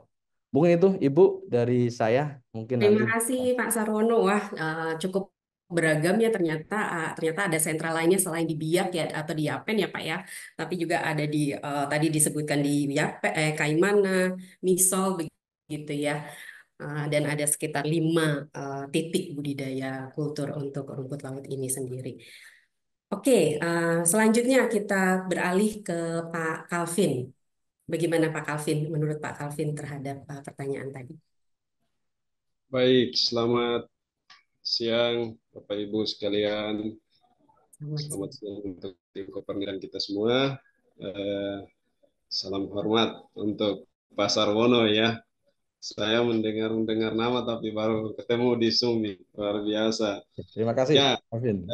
Saya menyampaikan sedikit gagasan informasi terkait dengan pengembangan potensi rumput laut di Papua yang saat ini juga dikerjakan atau dibantu secara langsung oleh pihak Universitas Cendrawasih, lebih khususnya kami di program studi perikanan dan ilmu kelautan. Ya, fokus kami saat ini di Papua eh, belum terlalu banyak sih kami melakukan aktivitas pendampingan karena kami tahu latar belakang masyarakat Papua ini kan hampir lebih banyak mereka ada di penangkapan. Tapi di era ini yang melihat dari program pemerintah, terutama program Jokowi untuk Indonesia Emas di tahun 2045, maka ada juga pengembangan budidaya rumput laut yang ditangani secara langsung oleh pemerintah. Nah, ini peluang ini berjalan, namun masih banyak hambatan-hambatan, masih banyak tantangan-tantangan sosial yang dihadapi. Oleh sebab itu, teman-teman dosen sekalian yang ada di sini yang terlibat juga sebagai peneliti, secara khusus mereka secara langsung mendampingi, terutama seperti yang bisa dijangkau seperti di Sarwandori, di Biak. Nah, di Biak saya lihat pengembangannya yang berjalan saat ini dengan pihak Kopernik ya cukup maksimal. Namun masih banyak tantangan sosial yang masih dihadapi terus untuk perlu dikembangkan, terutama dari persepsi masyarakat, dari tingkat pendidikan masyarakat terkait dengan kebutuhan ekonomi yang lebih cepat begitu. Ya. Namun dari sisi sumber daya manusia juga saya lihat Papua ya memiliki potensi untuk dikembangkan, namun belum terlalu banyak disentuh. Oleh sebab itu terus digagas oleh Kopernik. Ini salah satu hal yang sangat baik sekali. Saya pikir ke depan terus Kopernik harus berkecimpung di UMKM, tetapi juga berkolaborasi dengan pihak-pihak peneliti atau swasta lainnya untuk mengembangkan potensi ini untuk Indonesia. Saya yakin Papua bisa untuk unggul di dalam budidaya rumput laut. Terima kasih. Iya, terima kasih banyak Pak Calvin. Walaupun belum terlalu banyak pendampingan, tapi dengan adanya sesi kali ini, riset yang kita berikan kali ini khusus untuk Papua sendiri, mungkin bisa menarik minat ya Pak ya nanti ke depannya. Dan benar sekali untuk tantangan sosial kita masih mencoba untuk menangguhinya gitu ya Pak ya, dan semoga bisa terus berkembang untuk program-program yang ada di BIAK nantinya. Terima kasih Pak Calvin. Saya lanjut ke Ibu Sarah. Bagaimana Ibu Sarah sejauh ini aktivitas organisasi dari Ibu Sarah sendiri seperti apa? Boleh diceritakan? Oke, baik. Terima kasih Kopernik untuk undangannya. Saya bisa hadir di sini berkenalan langsung dengan proyek yang ada di Papua yang sebenarnya ini juga salah satu yang penting untuk saya dalam segi bahan baku gitu ya. Karena memang kalau dari MUI Papua sendiri kita tuh berkomitmen untuk menggunakan bahan baku alami yang ada di Papua. Dan kebetulan memang untuk rumput laut ini kita juga masih trial gitu ya untuk produk apa saja yang kira-kira bisa tambah menjadi produk nilai tambah gitu ya. Dan memang ini sangat menolong sekali buat saya karena biasanya tuh kita tuh cari bahan baku dari luar gitu ya, dan ternyata pada saat deep dive ke banyak komunitas gitu ya, terus ada LSM juga ternyata banyak ketemu jodohnya gitu loh, bahwa ternyata masyarakat itu butuh memasarkan hasil produk produk alamnya gitu ya untuk dijadikan sesuatu yang bernilai tambah, tapi bingung seperti apa. Nah, dari kami juga bagaimana caranya menekan cost untuk dapat bahan baku yang berkualitas tapi tidak perlu impor, dan ternyata ada banyak di Papua ini gitu. Jadi kalau sekarang kami memang lagi mencari kira-kira apa saja produk-produk yang bisa kita hasilkan untuk dari si rumput laut ini gitu. Jadi masih dari sebatas itu aja kalau kami di MUI Papua gitu. Oke. Tapi untuk produksi rumput lautnya sendiri sudah ada Ibu yang dihasilkan produk apa? Belum, karena memang kami belum mendapatkan pemasok bahan bakunya yang bisa memasok bahan baku pada kami secara kontinu gitu. Jadi seperti itu. Oke, jadi nanti nih jadi teman-teman program atau dari teman-teman yang berminat untuk budidaya rumput laut yang ada di Papua bisa bisa kontak Ibu Sarah nanti ya untuk bisa memberikan masukan menjadi salah satu pemasok budidaya rumput laut itu sendiri. Terima kasih Ibu Sarah. Sekarang saya lanjut ke Bapak Zia. Bagaimana Pak Zia? Terima kasih Ibu Mel. Ibu Mel, saat Ya Pak. ini kami aktif di 2 provinsi, Provinsi Nusa Tenggara Timur dan Provinsi Papua Barat Daya. Berada di 5 kabupaten, 25 desa, dan kita saat ini menaungi atau mendampingi 500 pembudidaya rumput laut di NTT dan Papua Barat Daya. Dan kita akan berikutnya di Provinsi Kalimantan Timur. Tapi itu nanti. Sekarang 2 provinsi dulu. Jadi betul apa yang disampaikan oleh teman-teman Kopernik tadi, strategi-strategi yang dipaparkan, peta-peta yang dikemukakan itu sudah sejalan dengan teori yang kita bangun. Namun hal yang pasti di tingkat masyarakat yang kami alami adalah kecepatan. Kecepatan kalau mereka kita minta tolong untuk budidaya, kemudian kita tinggalkan sebulan, 2 bulan pergi, mereka berhenti lagi. Nah, sebelum kita tinggalkan, wajib kita sudah siapkan paling tidak, saya tadi membaca ada chat di chat room itu, jangan masyarakatnya yang suruh siap, tapi inisiatornya yang sangat semangat. Jadi kita-kita di sini yang berada di ruangan Zoom inilah yang memang bertanggung jawab. Kalau masyarakat sudah merasakan pendapatan dari hasil yang dia budidaya dan berhasil dijual, wah itu sudah. Itu tanpa ada pendampingan bagaimanapun, syarat-syarat ramah lingkungan yang telah kita keluarkan akan dipatuhi semua. Jadi menurut pengalaman kami, all out masuk ke dalam sistem budidaya rumput laut, dari budidayanya sampai penjualannya. Terutama untuk saat ini, kami melihat bahwasanya perdagangan rumput laut kering masih menjadi solusi cepat untuk masyarakat di Papua. Kalau kami di Papua Barat Daya itu yang kami lihat. Sementara itu, terima kasih. Terima kasih Pak Zia. Wah, mendampingi 500 pembudidaya rumput laut ya. Hebat sekali. Ah, Oke, nah pertanyaan berikut Bapak Ibu sekalian, saya akan berpindah. Yang pertanyaan yang kedua adalah bagaimana pandangan Bapak Ibu sekalian tentang temuan penelitian Kopernik ya mengenai potensi rumput laut di Papua sendiri.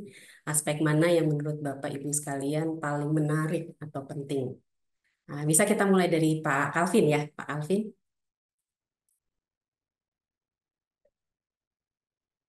Boleh di-unmute Pak. Ya, baik. Terima kasih Ibu Meliana. Izin saya dapat sedikit menjelaskan terkait dengan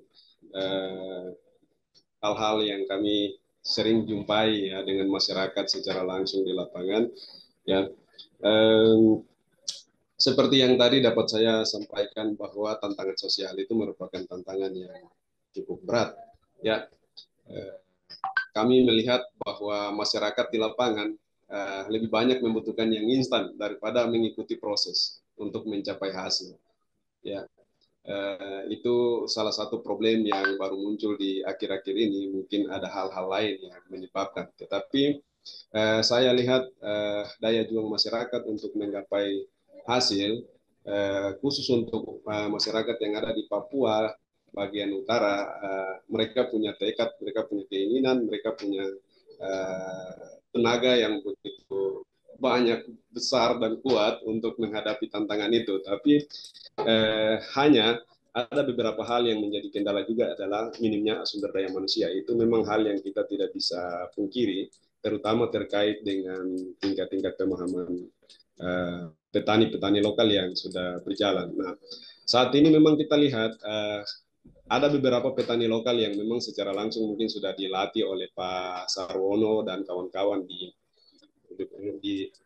tetapi ada masyarakat lokal yang ingin terlibat, namun tidak sempat mendapat pendampingan. Nah, ini yang sering menjadi masalah. Mereka bekerja tidak konsisten pada waktu yang sudah dilatih atau disampaikan oleh pemberi materi atau sesuai dengan standar-standar yang telah diberikan oleh negara, seperti itu.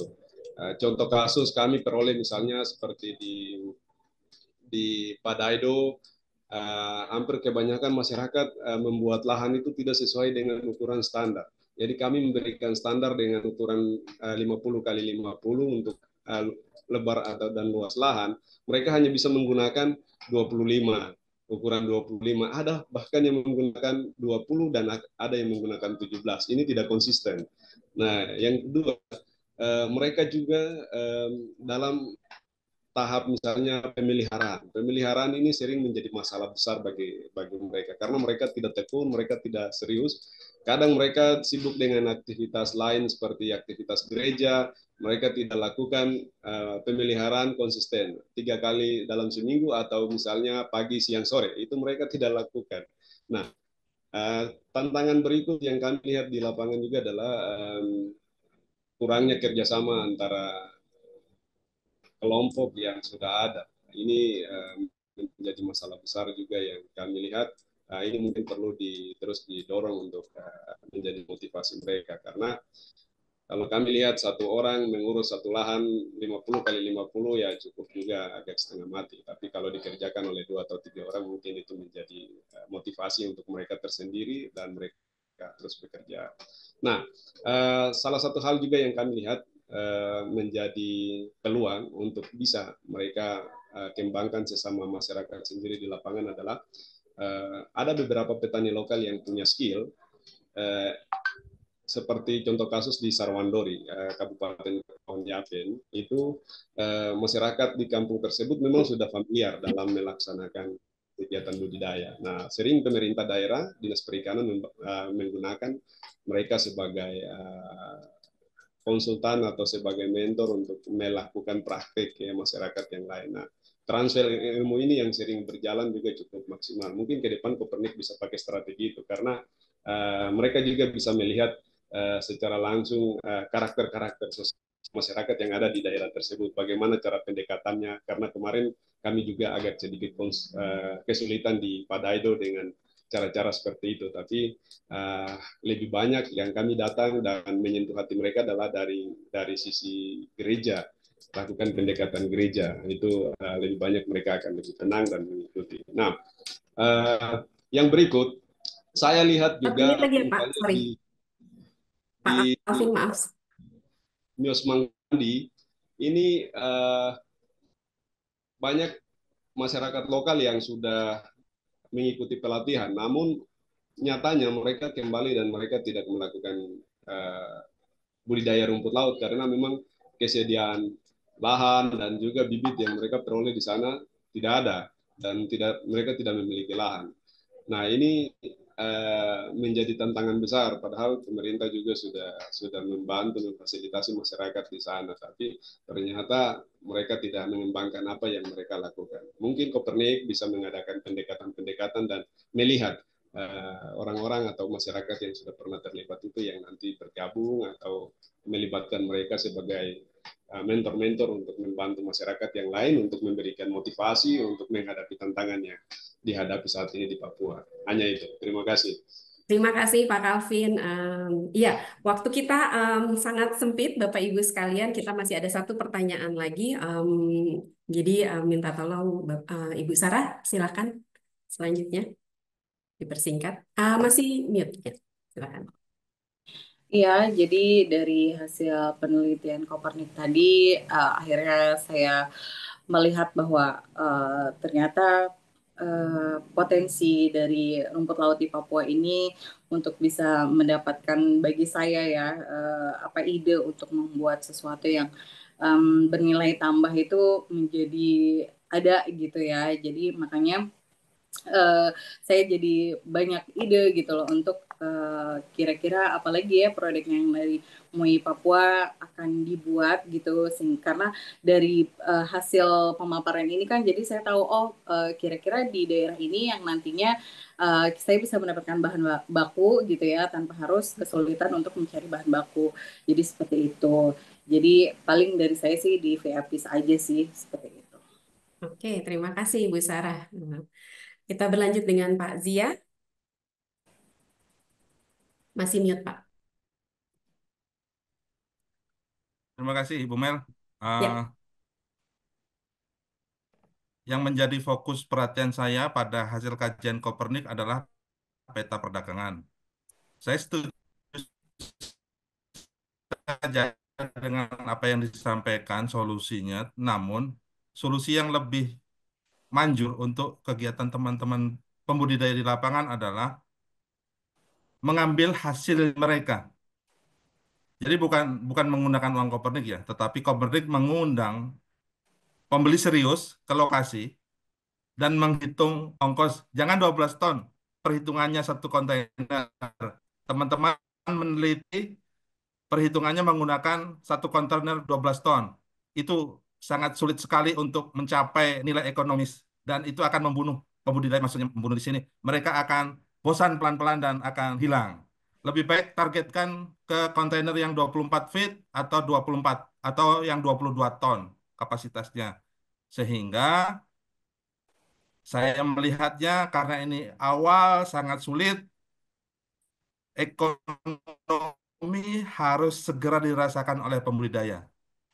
Kalau memang nanti kesulitan mengirim, kita bisa join kirim dari Sorong. Kita bisa join kirim dari Sorong ke Makassar atau Surabaya, tergantung pasar-pasarnya Kopernik di mana. Nah, kami otomatis sumbang volume juga.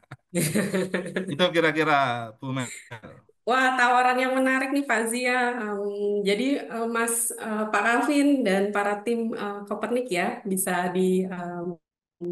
dikontak kembali Pak Zia untuk tawarannya ini. Ya, kita berlanjut ke Pak Sarwono. Kita punya 10 menit lagi, masih ada satu pertanyaan lagi. Silakan Pak Sarwono. Terima kasih Bu Meliani, saya kira sudah luar biasa nih. Tadi setiap masing-masing menyampaikan memang kondisi real seperti itu. Mungkin saya masih fokus di penyediaan bibit ya. Bagaimana memang tadi disampaikan Pak Calvin bahwa kami pun sudah membina di beberapa titik tadi di Yapen, di Kaimana, Wondama, kemudian di Misol ya. Nah, kita harus berkelanjutan membina gini masyarakat. Tadi bahwa mungkin terkait SDM, kita perlu mungkin success story ya. Kalau bisa Kopernik mengajak pembudidaya mungkin studi banding ya, ke Maluku Tenggara mungkin ya. Saya kira di sana udah luar biasa produksinya. Saya kira bahwa masyarakat ini pembudidaya bisa menyalakan anaknya sampai ke Jawa ya dari rumput laut. Terkait mungkin success story, jadi bisa melihat. Kemudian yang kedua terkait penyediaan bibit, tentunya ada pemetaan ya, lokasi, kemudian musim tanam. Jadi banyak pembudidaya ini pada saat setelah selesai musim tanam, mereka itu dijual semua. Bibit-bibitnya dipanen semua. Sehingga pada saat awal musim tanam akan kesulitan bibit. Jadi itu saya kira perlu pembelajaran untuk masyarakat bahwa harus mencari dan mempertahankan bibit apabila tidak musim tanam. Sehingga pada saat awal musim tanam bibit sudah tersedia. Dan ini saya kira salah satu solusi untuk bagaimana bisa meningkatkan produksi rumput laut di Papua. Tadi sepakat dengan Pak Zial nih, saya kira ini eh, pembeli ini harus kita tawarkan. Ya kita sama-sama hitung mungkin berbagai lokasi, saya kira HPP ya. Paling enggak untuk tahun pertama paling enggak ya 7.000 lah. Tahun kedua bisa 3.000 karena bibit udah enggak beli. Sorry, mohon maaf, 5.000. Jadi kalau untuk bibit 1.500, kalau kelujar kan 3.000. Artinya masyarakat bagaimana bisa menikmati ya hasil dari kegiatan budidaya rumput laut. Saya kira ini langkah yang sangat bagus di Kopernik. Jadi pemetaan ke depan sehingga tadi Bu Sarah juga tidak akan kekurangan bahan baku. Saya kira untuk produksi ke depannya. Saya kira itu Bu Meliani dari saya. Terima kasih. Terima kasih Pak Sarwono. Ya, kita masuk pada pertanyaan ketiga ya Bapak Ibu sekalian. Saya mulai dengan Ibu Sarah dulu ya. Mengingat tadi sudah dibilang fokusnya MOI adalah produk lokal, bagaimana melihat peluang pengembangan produk rumput laut sebagai solusi ekonomi bagi petani di Papua. Produk apa yang paling cocok sebenarnya Ibu untuk pasar di Papua itu sendiri? Kalau tadi ada lihat kan beberapa variasi produk yang kita tawarkan gitu.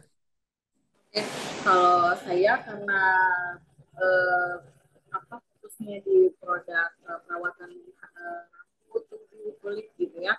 Jadi memang satu ini karena saya juga apa namanya orang yang membutuhkan produk yang alami gitu dan ternyata belum ada di Papua ini em, produk perawatan tubuh yang memang menggunakan bahan alami dan juga itu karena mungkin orang yang kebutuhan karena alergi gitu ya. Terus juga um, dengan wisata yang ada di Papua ini biasanya concernnya ke alam gitu dan memang sudah seharusnya menjadi apa namanya menjadi sesuatu yang diperhatikan gitu bahwa kita menggunakan produk-produk yang alami juga gitu ya.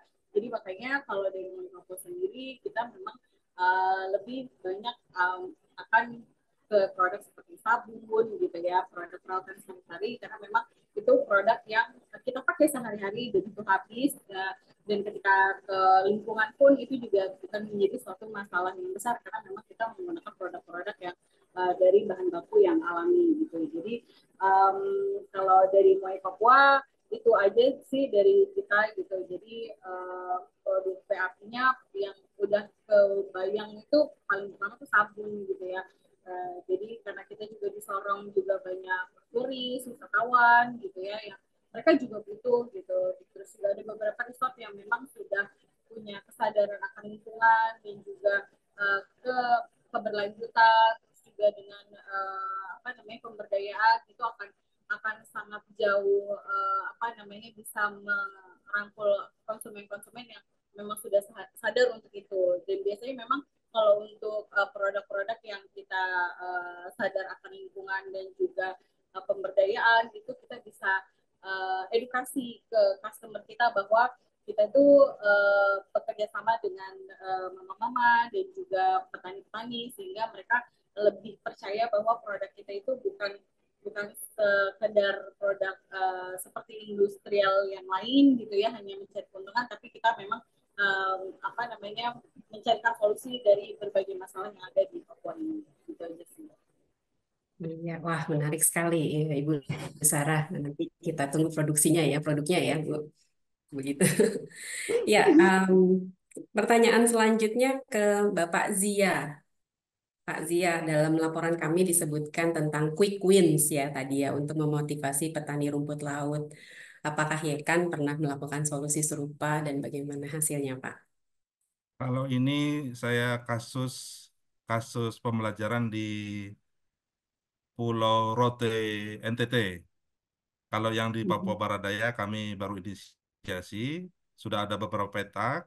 Namun yang akan saya ceritakan kasus di Kabupaten Rotendao, Provinsi NTT. Jadi singkat cerita persaingan di tingkat pengepul itu sangat sangat tajam, sangat banyak pilihan pembelian, sedangkan kami dari Yayasan Alam Konservasi Nusantara ingin para pembudidaya ini menjaga lingkungan, berbudidaya dengan ramah lingkungan, tidak menggunakan patok. Kalau di sana kami pakai tanam dasar, tidak menggunakan patok, menggunakan mangrove, tidak membabat lamun dan lain sebagainya. Ya, secara aturan kami sudah sampai Perdes juga sudah. Namun di tingkat pembudidaya prakteknya itu tidak terjadi karena mereka belum merasakan manfaat ekonominya. Pokoknya kalau bersentuhan dengan pembudidaya, kita tunjukkan manfaat ekonominya. Jadi kita punya uh, kegiatan program saat ini sedang berjalan. Kita gelontorkan, ya bukan gelontorkan ya. Kita mencoba piloting pembelian rumput laut di desa binaan kami di Kabupaten Rotendao dengan insentif. Jadi pertama memang insentif monetari dulu ya, insentif uang ya. Jadi kita beli dengan uang program yang biasanya mereka 15.000 per kilogram, kita beli 15.300 perak. Dengan syarat menjadi anggota kelompok dan sudah terbukti menjaga dengan dilihat secara fisik lahan mereka tidak menggunakan barang-barang yang merusak lingkungan. Yang kedua, kami melihat bahwasanya insentif ini tidak hanya melulu uang, insentif ini adalah pelayanan. Ternyata setelah kami lama bergaul dengan mereka, mereka itu dalam tanda kutip ya, punya banyak uang tersimpan di bawah bantal dan mereka tidak punya transportasi ke Kota Kupang karena nyebrang dan butuh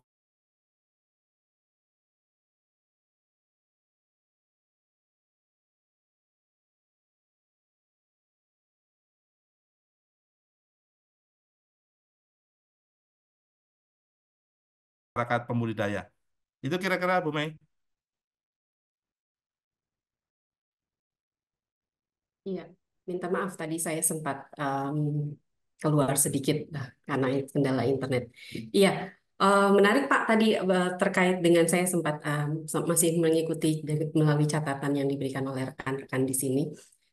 Kalau dari NTT tadi ya Pak ya, jadi ini bisa jadi salah satu contoh ya Pak ya untuk kami dan beberapa orang peminat lainnya, peminat budidaya rumput laut itu sendiri untuk melakukan program-programnya. Ya, kita berlanjut ke Pak Sarwono. Nah, Pak Sarwono sebagai BPBL Ambon sendiri adalah pemasok utama bibit untuk budidaya rumput laut di Indonesia bagian timur. Bisakah Bapak menjelaskan lebih lanjut tentang proses pengadaan bibit itu sendiri ya, dan apa yang menurut Anda menjadi solusi terbaik untuk menyediakan bibit berkualitas tinggi bagi petani di Papua, Pak? Terima kasih Bu Mei. Jadi memang jarak kami ya dengan sentra di Papua cukup jauh Bu ya. Jadi memang butuh waktu dan biaya tentunya di dalam pengiriman bibit. Tetapi alhamdulillah kawan-kawan kami untuk lewat kapal untuk waktu 3 hari 3 malam, alhamdulillah biasanya aman Bu ya. Kalau lewat pesawat juga 3 hari 3 malam pun bibit yang kami kirimkan di lokasi, alhamdulillah sampai saat ini tingkat keberhasilan di atas 80% ya. Artinya untuk bibit saya kira tidak terlalu banyak-banyak. Jadi harga di kami cuma 3.000 Bu, karena sesuai PP 85, tetapi tentunya tambah ongkos kirim ya. Ongkos kirim dan packing. Dan beberapa lokasi, contoh di Tanimbar kita dari 5 kilo bibit saja selama 9 bulan jadi 50 ton. Jadi artinya untuk sentra-sentra di Papua saya kira untuk bibit tidak perlu terlalu banyak tetapi disebar. Contoh di Yapen kami hanya kirim 100 kilo kalau nggak salah dulu. Itu pun sudah berkembang, di Misol pun tidak banyak, kita kirim sekitar 300 kiloan.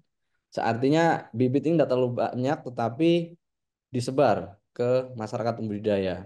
Dan kajian kami pun sampai saat ini untuk F40 artinya kalau 8 siklus bisa sekitar 4-5 tahun masih cukup bagus bibit rumput laut kultur jaringan ini Bu.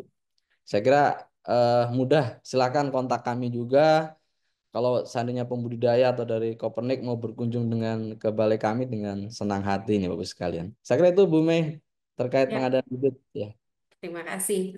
Terakhir untuk Pak Calvin, terima kasih Pak Sarwono ya. Sebagai akademisi, Pak Calvin, apakah ada temuan penelitian yang mungkin belum disebutkan dalam presentasi, namun bisa langsung diterapkan dalam praktek budidaya rumput laut di Papua, Pak? Silakan.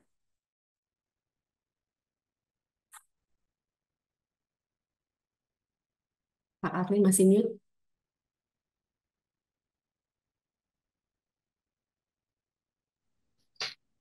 Baik, Ibu Meliani, izin ya terkait dengan hasil-hasil penelitian yang belum dilakukan atau bisa dapat dilakukan di masyarakat. Saya pikir kalau dilihat dari sumber daya manusia itu sesuatu yang jauh lebih penting untuk harus ditekankan. Misalnya tadi bisa kembangkan melalui masyarakat atau yang berpotensi lokal di sana yang bisa juga bergabung sebagai pemandu untuk melatih budidaya rumput laut. Ini sudah dikirim oleh Kopernik di Padaido, terutama di Pai dan Mangguandi. Saya pikir itu langkah awal yang baik, terus nanti dikembangkan oleh pihak Kopernik. Dan yang berikut terkait dengan identifikasi lokasi budidaya.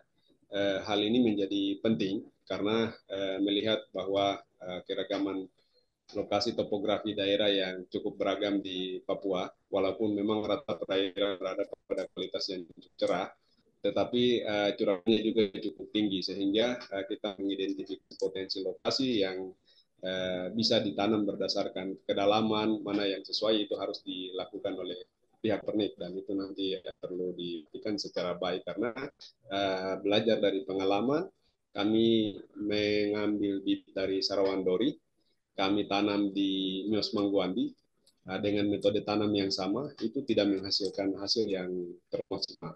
Tetapi mereka tanam di Pulau Pai dengan menggunakan metode dasar, itu menghasilkan hasil yang cukup memuaskan. Dan saya pikir ini adalah satu keragaman topografi yang cukup bervariasi di Papua bagian utara, sehingga itu perlu diperhatikan. Karena bukan hanya di Biak, tetapi di Yapen hal yang sama terjadi. Bibitnya diambil dari Sarawandori, ditanam di bagian timur, itu juga mengalami sedikit warna putih-putihan di bibitnya. Namun masyarakat coba dengan menenggelamkan bibit ke lebih dalam sekitaran 1 meter, itu bisa cukup maksimal untuk pertumbuhan. Dan bagian-bagian ini yang perlu nanti terus ditingkatkan. Tapi pikir pihak Kopernik sudah saat ini di Padaido sudah sangat luar biasa dalam bekerja untuk melihat hal-hal teknis seperti ini, perlu terus ditingkatkan dan dikembangkan untuk metode itu dan diterapkan di kampung-kampung. Terima kasih Ibu Meliani. Terima kasih Pak Calvin. Baik, Bapak Ibu sekalian, waktunya sudah tiba untuk kita mengakhiri diskusi panel kita kali ini. Saya mengucapkan terima kasih banyak kepada Bapak Ibu panelis atas wawasan dan pengalaman yang berharga yang telah dibagikan kepada kita semua. Diskusi ini telah memberikan banyak sekali inspirasi dan ide yang mendorong pengembangan sektor rumput laut khususnya di Papua. Semoga diskusi ini memberikan manfaat bagi kita semua dan mendorong kolaborasi lebih lanjut ya Bapak Ibu di masa mendatang. Sebelum saya serahkan kepada Mbak Cita yang akan memimpin sesi tanya jawab selanjutnya, izinkan saya mengucapkan selamat kepada para tim riset Kopernik yang telah menyelesaikan hasil penelitiannya selama 8 bulan terakhir ini. Boleh kita tunjukkan apresiasinya untuk kita untuk mereka dengan tepuk tangan mungkin dari emotikonnya. Iya. Terima kasih Bapak Ibu sekalian. Over to you Mbak Cita. Ya, terima kasih banyak Meliani. Dan terima kasih banyak kepada para panelis kita. Kami mohon kepada para panelis untuk tidak pergi terlebih dahulu karena kami ada beberapa pertanyaan yang sudah kita identifikasi di chat box yang sepertinya ini ditujukan kepada panelis karena banyak sekali yang tertarik dengan jejak karya para panelis kita. Cuman saya akan pergi ke panel yang pertama. Pertanyaan yang pertama, terima kasih untuk Bapak Ibu semua yang sudah menjawab yang sudah bertanya di chat box kami. Kami menerima banyak sekali pertanyaan di sini. Tapi saya ingin yang pertama untuk pertanyaan Kak Cipta Kasan Praja. Di sini pertanyaannya adalah, berdasarkan hasil penelitian teman-teman Kopernik di lapangan, dengan mempertimbangkan tantangan logistik maupun motivasi, pembinaan, dan penataan, manakah model bisnis yang paling cocok dikembangkan untuk rumput laut, terutama di Papua ya? Nah, ini untuk menjawab pertanyaan ini, rekan saya, Chandra atau Kathleen, apakah sudah siap untuk menjawab? Ya, terima kasih banyak Yes. pertanyaannya. Semoga suara saya terdengar. Mungkin nanti Catherine bisa tambahkan. Jelas. Mungkin sebagai gambaran besarnya, seperti yang telah kami paparkan sebelumnya, bahwa dalam konteks industri rumput laut ini sangat berhubungan satu sama lain dari seluruh peta yang telah kami gambarkan begitu ya. Jadi dibutuhkan fokus utama dalam peta budidaya, peta pengembangan produk, peta perdagangan, sampai kepada peta motivasi dan juga terkait dengan letak geografis proyek itu sendiri. Nah, mungkin ada salah satu ide yang dari kami yang terdapat di report laporan akhir, teman-teman bisa akses di link yang telah dibagikan. Itu ada satu ide terkait dengan pertanian kontrak yang etis, di mana seperti tadi juga oleh Pak Zia telah sampaikan, hal paling mudah adalah sebenarnya mengundang rekan-rekan bisnis atau pelaku usaha perdagangan rumput laut untuk datang ke pulau dan juga berinteraksi langsung dengan para petani. Mungkin sebagai awalan itu saja dari saya. Mungkin Catherine ada tambahan? Ya, saya rasa selama kita melakukan riset ini, kami memperhatikan bahwa uh, motivasi itu sangat penting untuk para petani meneruskan budidaya begitu. Jadi kita harus tahu apa yang dapat memotivasi para petani ini untuk terus berbudidaya rumput laut. Nah, saya rasa dalam konteks Papua, karena stage-nya itu masih sangat early, masih di tahap awal begitu kan budidayanya. Jadi kolaborasi antara pembeli dan petani itu menurut saya sangat penting. Jadi kami rasa dengan misalnya solusi seperti kontrak antara pembeli dan petani untuk membeli, misalnya pembeli melakukan sebuah kontrak dengan petani langsung untuk membeli semua hasil panen rumput laut dan akan dijual atau digunakan untuk diproses ulang, itu akan sangat memotivasi para petani karena adanya uh, certainty atau kepastian atas akses market begitu. Jadi mungkin itu salah satu solusi atau model bisnis yang kira-kira cocok dalam konteks Papua. Terima kasih untuk pertanyaannya. Terima kasih, Kathleen dan Chandra. Nah, saya akan ke pertanyaan yang kedua, dan ini pertanyaan sebenarnya saya ingin tujukan ke Kak Sarah. Apakah Kak Sarah masih di sini? Masih, Kak. Oke, Kak Sarah, ini ada pertanyaan ini dari Kak Nini di chat. Pertanyaan sebenarnya gini, Kak, berapa skala ekonomi untuk UMKM bisa mulai mendapatkan keuntungan? Dan karena populasi petani itu sangat sedikit di Papua, bagaimana Pemda atau lead aktor seperti Kak Sarah itu bisa menjembatani kebutuhan SDM dan sumber daya lainnya supaya produksi bisa berjalan terus-menerus. Nah, saya tahu nih Kak Sarah bahwa UMKM kan beda-beda ya untuk scale-nya ya. Nah, kalau dari Kak Sarah sendiri mungkin pengalamannya gimana? Kayak berapa lama sih akhirnya untuk bisa mencapai misalnya mungkin keuntungan dan juga mungkin saya akan membalik pertanyaan kira-kira kalau Kak Sarah bisa uh, memutar sedikit waktu. Kalau dari pemerintah itu kira-kira dukungan apa ini yang pengen banget didapatkan dari untuk Kak Sarah dalam bisnisnya? Oh, oke. Kalau di bidang saya itu yang paling challenging adalah mendapatkan izin edar, dan itu memang yang paling mahal dan paling lama dan paling challenging lah pokoknya.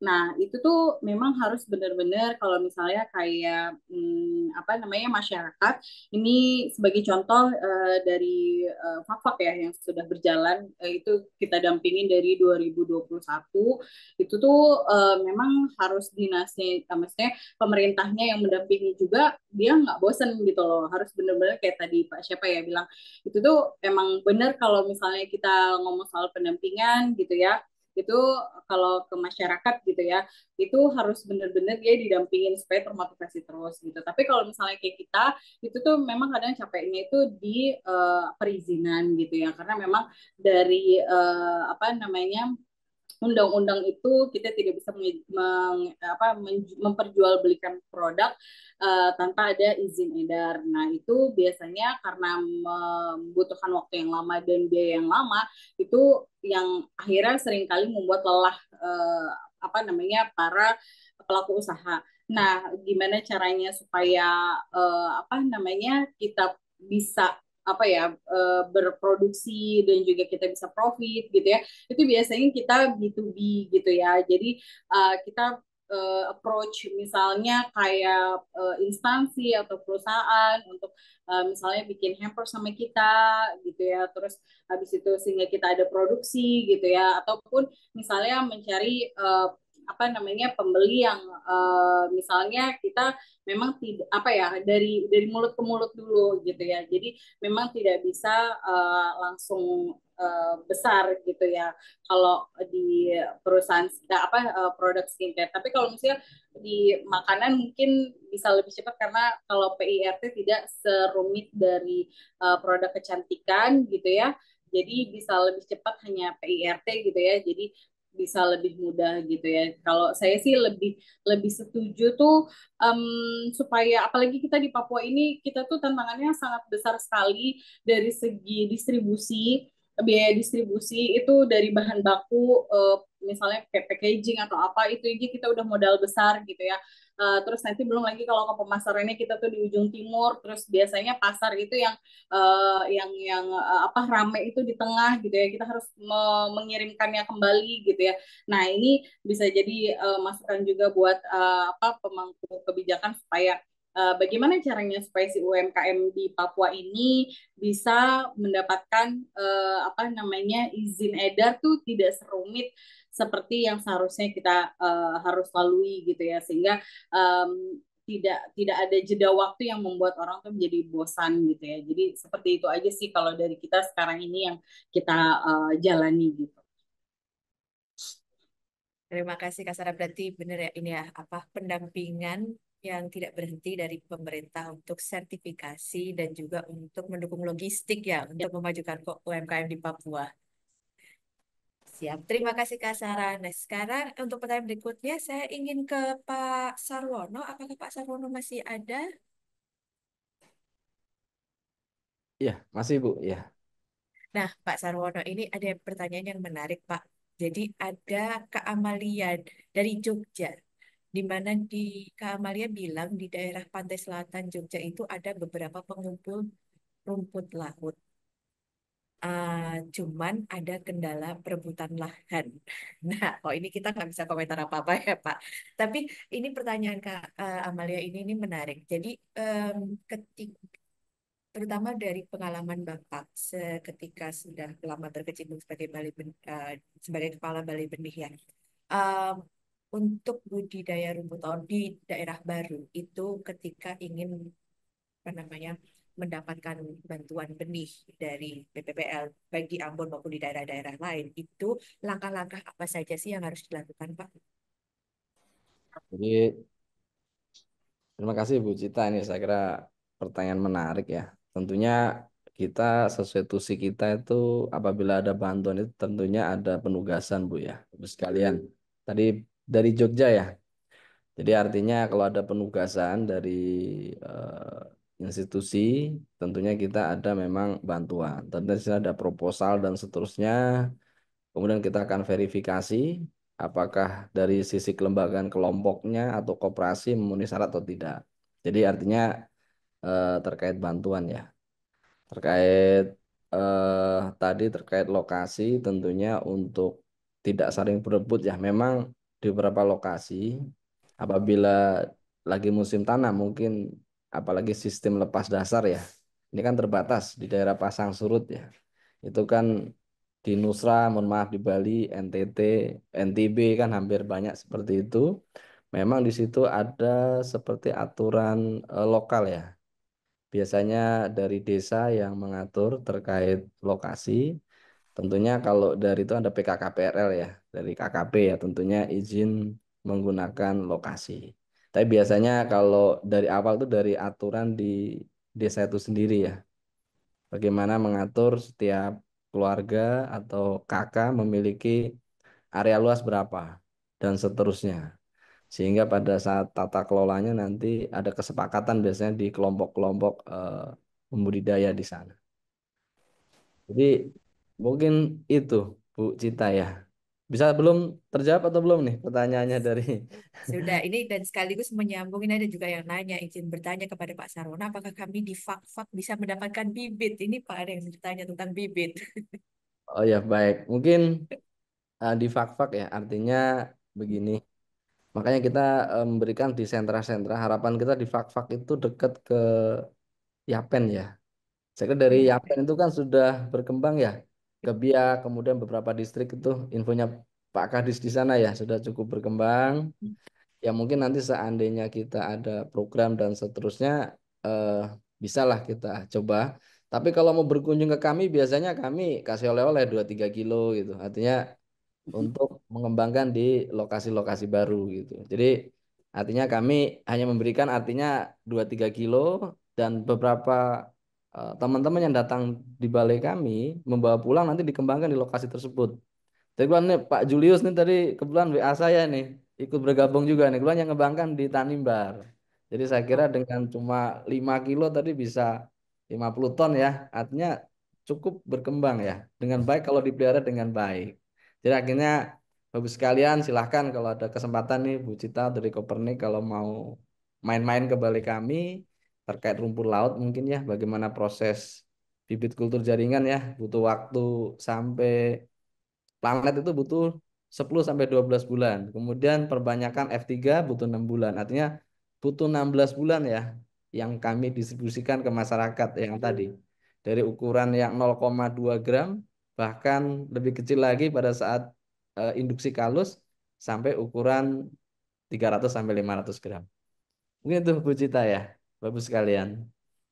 Ya, mungkin juga bisa diinfo Pak di sini yang kalau misalnya ingin mendapatkan bibit di sentra Yapen itu bisa menghubungi siapa namanya? Di sana mungkin Pak Calvin udah kenal saya kira. Oke, Jadi jadi Ah, saya kira gini Bu Cita, kalau sesama pembudidaya biasanya mereka ada juga yang berbagi, ada juga mereka mungkin mengganti beli ya ongkos tanam Bu ya. Jadi memang kalau di masyarakat tuh kujar itu kalau nggak salah 3.000 sampai 5.000 harganya di pembudidaya per kilo basah ya. Di setiap lokasi eh, berbeda-beda. Jadi eh saya agak lupa nama-nama kelompoknya ya, beberapa kelompok yang pernah kita support, kita dorong untuk di Yapen ya. Jadi gitu Bu Cita, saya mohon maaf kalau kontaknya saya enggak ini nih. Ini ya dulu. terima kasih. Mungkin sekarang saya akan buat satu pertanyaan singkat dari Bapak Ibu mungkin yang bisa langsung bisa raise hand kalau mungkin ada yang mau bertanya. Satu saja singkat. Izin Bu Cita, boleh mohon izin saya untuk kebetulan pas waktu ini kami di Ambon. Oh iya, terima kasih sekali Bapak. Baiklah kalau begitu, karena memang waktunya sudah sangat mepet untuk di semua eh, bagian waktu Indonesia, eh, kita akhiri saja sesi tanya jawab ini. Sebentar, ya. Ya, Bapak Ibu, terima kasih banyak sudah mengikuti rangkaian acara webinar Peluang Biru Papua, mendukung petani rumput laut di Papua. Terima kasih untuk partisipasi aktifnya. Dan kami sekarang akan share tautan kepada laporan penuh dari kebutuhan tak terpenuhi ini. Jadi laporan penuh yang kami sadur isinya pada presentasi hari ini. Itu Bapak Ibu bisa akses menggunakan QR code, bisa di-scan menggunakan HP Bapak Ibu dari QR code di sini, ataupun bisa mengklik langsung ke link yang sudah kami bagikan tadi di chat box. Nah, untuk webinar hari ini memang tidak ada presensinya, namun jika Bapak Ibu ingin mendapatkan sertifikat untuk partisipasi di webinar ini, Bapak Ibu kami mohon untuk masuk ke tautan survei pasca acara. Di situ bisa langsung diklik ataupun di-scan menggunakan HP pada QR code yang paling kanan. Di situ nanti langsung bisa Bapak Ibu isi data, kemudian juga ada beberapa pertanyaan tentang webinar hari ini. Dan jika Bapak Ibu ingin mendapatkan sertifikasi, ada dua pertanyaan di bawah harap diisi, yaitu apakah yang mendapat sertifikasi dan apakah nama lengkap yang Bapak Ibu inginkan di sertifikat tersebut.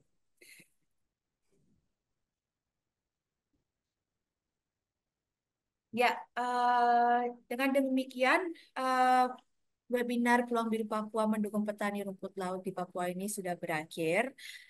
Untuk menutup acara dengan resmi izinkan saya untuk mengucapkan wassalamualaikum warahmatullahi wabarakatuh. Sekali lagi terima kasih banyak atas partisipasinya dan sampai jumpa di acara webinar Kopernik lainnya. Terima kasih Bapak dan Ibu Terima semuanya. kasih.